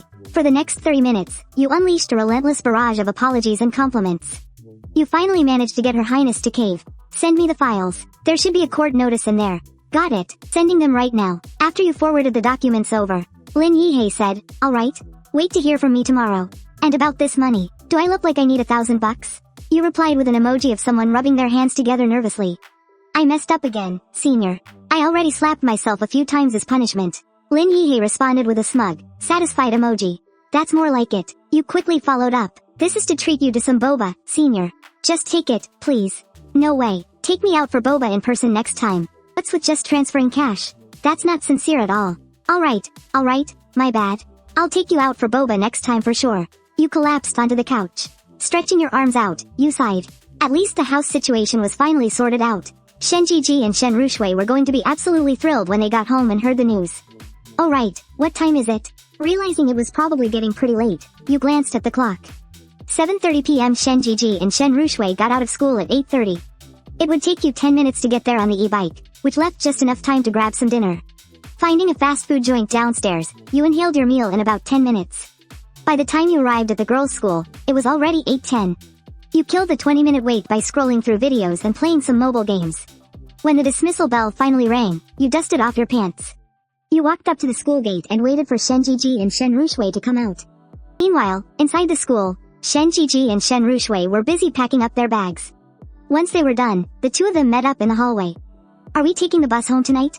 Yeah, let's take the bus. I borrowed some change from a friend this morning. Shen Zhizhi pulled out the coins she had borrowed as well. I borrowed some too. $4. The two sisters chatted as they made their way out of the campus. Soon enough, the conversation shifted back to the topic on their minds. Do you think Chen Ze went to check on our house today? Shen Ruxue chimed in. Hey, sis. Let's not bring it up when we get home. We don't want to make it seem like we're pressuring him. Besides, Chen Ze has classes too. He might not even have the time, so let's not bug him about it. Alright, Shen Zhizhi really wanted to know. But deep down she knew, Chen Ze had only made a promise to her and her sister. He didn't have any real obligation, and he could easily just walk away. Helping them was a favor, not helping was completely his right. It would be totally out of line for her to try and rush him. Walking out of the school gates, Shen Zhizhi and Shen Ruxue naturally headed toward the bus stop outside. But just then, a familiar voice called out. Shen Zhizhi, Shen Ruxue, over here. You had stepped right up to the front, scanning the crowd of students pouring out. It was actually pretty easy to spot them. Because Shen Zhizhi and Shen Ruxue were so beautiful, you could pick them out at a single glance. Hearing your voice, the two sisters immediately started looking around. They spotted you waving from a short distance away, and both of them instantly came running toward you. Bright, genuine smiles lighting up their faces. Chen Ze, what are you doing here? Shen Zhizhi ran up, her face absolutely beaming with joy. You smiled and replied, just came to pick you two up. Let's go. After leading them over to the side of the street, you told them. I'll call a cab for you guys. You can take the car back. What about you? Shen Ruxue asked, noticing you left yourself out. She was quick to ask. You explained, I rode my e-bike here. Then we want to ride back on the e-bike too. The moment Shen Zhizhi said that, you gave her a light flick right on her soft, pale forehead. Are you silly? You can't cram 2 extra passengers on an e-bike. That's against the rules. What happens if we get into an accident? Then, let's just take the bus. You glanced over at Shen Ruxue and said, we can worry about the bus tomorrow. Today, we're taking a cab. Your hands moved fast, already booking a ride on your phone, and the driver accepted the trip right away. Looking at your phone screen, Shen Ruxue went quiet. She knew there was no point in arguing now. It's been a while since you guys attended class. Hope today wasn't too overwhelming for you? The two girls replied, not at all, it was great. Just like before, that's good to hear. Oh, by the way, I've got some good news to share with you too when we get home. Good news? Shen Zhizhi blurted out. Her eyes practically sparkled as she looked at you, and Shen Ruxue's face flushed with excitement too. They were practically begging you to just spill it. Chen Ze, does this mean we're finally getting our house back? Shen Zhizhi had already wrapped her arms around your arm, pulling it tightly against her chest. You were completely helpless. You lightly knocked her on the head again, scolding her with a mock stern voice. Hey, we're right outside the school. You're a young lady. You need to be mindful of your image. What does it look like, clinging and tugging onto a guy like this? Shen Zhizhi rubbed her head and let go of your arm, but she was still staring at you with uncontained excitement. We'll talk about it when we get home. You completely shut down their curiosity for now. On the way home, you thought to yourself, I should just go ahead and order the car tonight. I seriously need a vehicle right now. Did those two girls even have dinner? Passing by a bustling street packed with food stalls, you suddenly wondered if Shen Zhizhi and Shen Ruxue had eaten. They definitely did, but if they ate at 5:30, they must be starving by now. You took a look around, and bought some grilled cold noodles and an egg pancake for Shen Zhizhi and Shen Ruxue. At that moment, Shen Zhizhi and Shen Ruxue had just gotten out of their car. The two of them didn't head inside the residential complex, but stayed at the front gate to wait for you instead. But right then and there, something unexpected happened. Walking out from the small alley next to the street,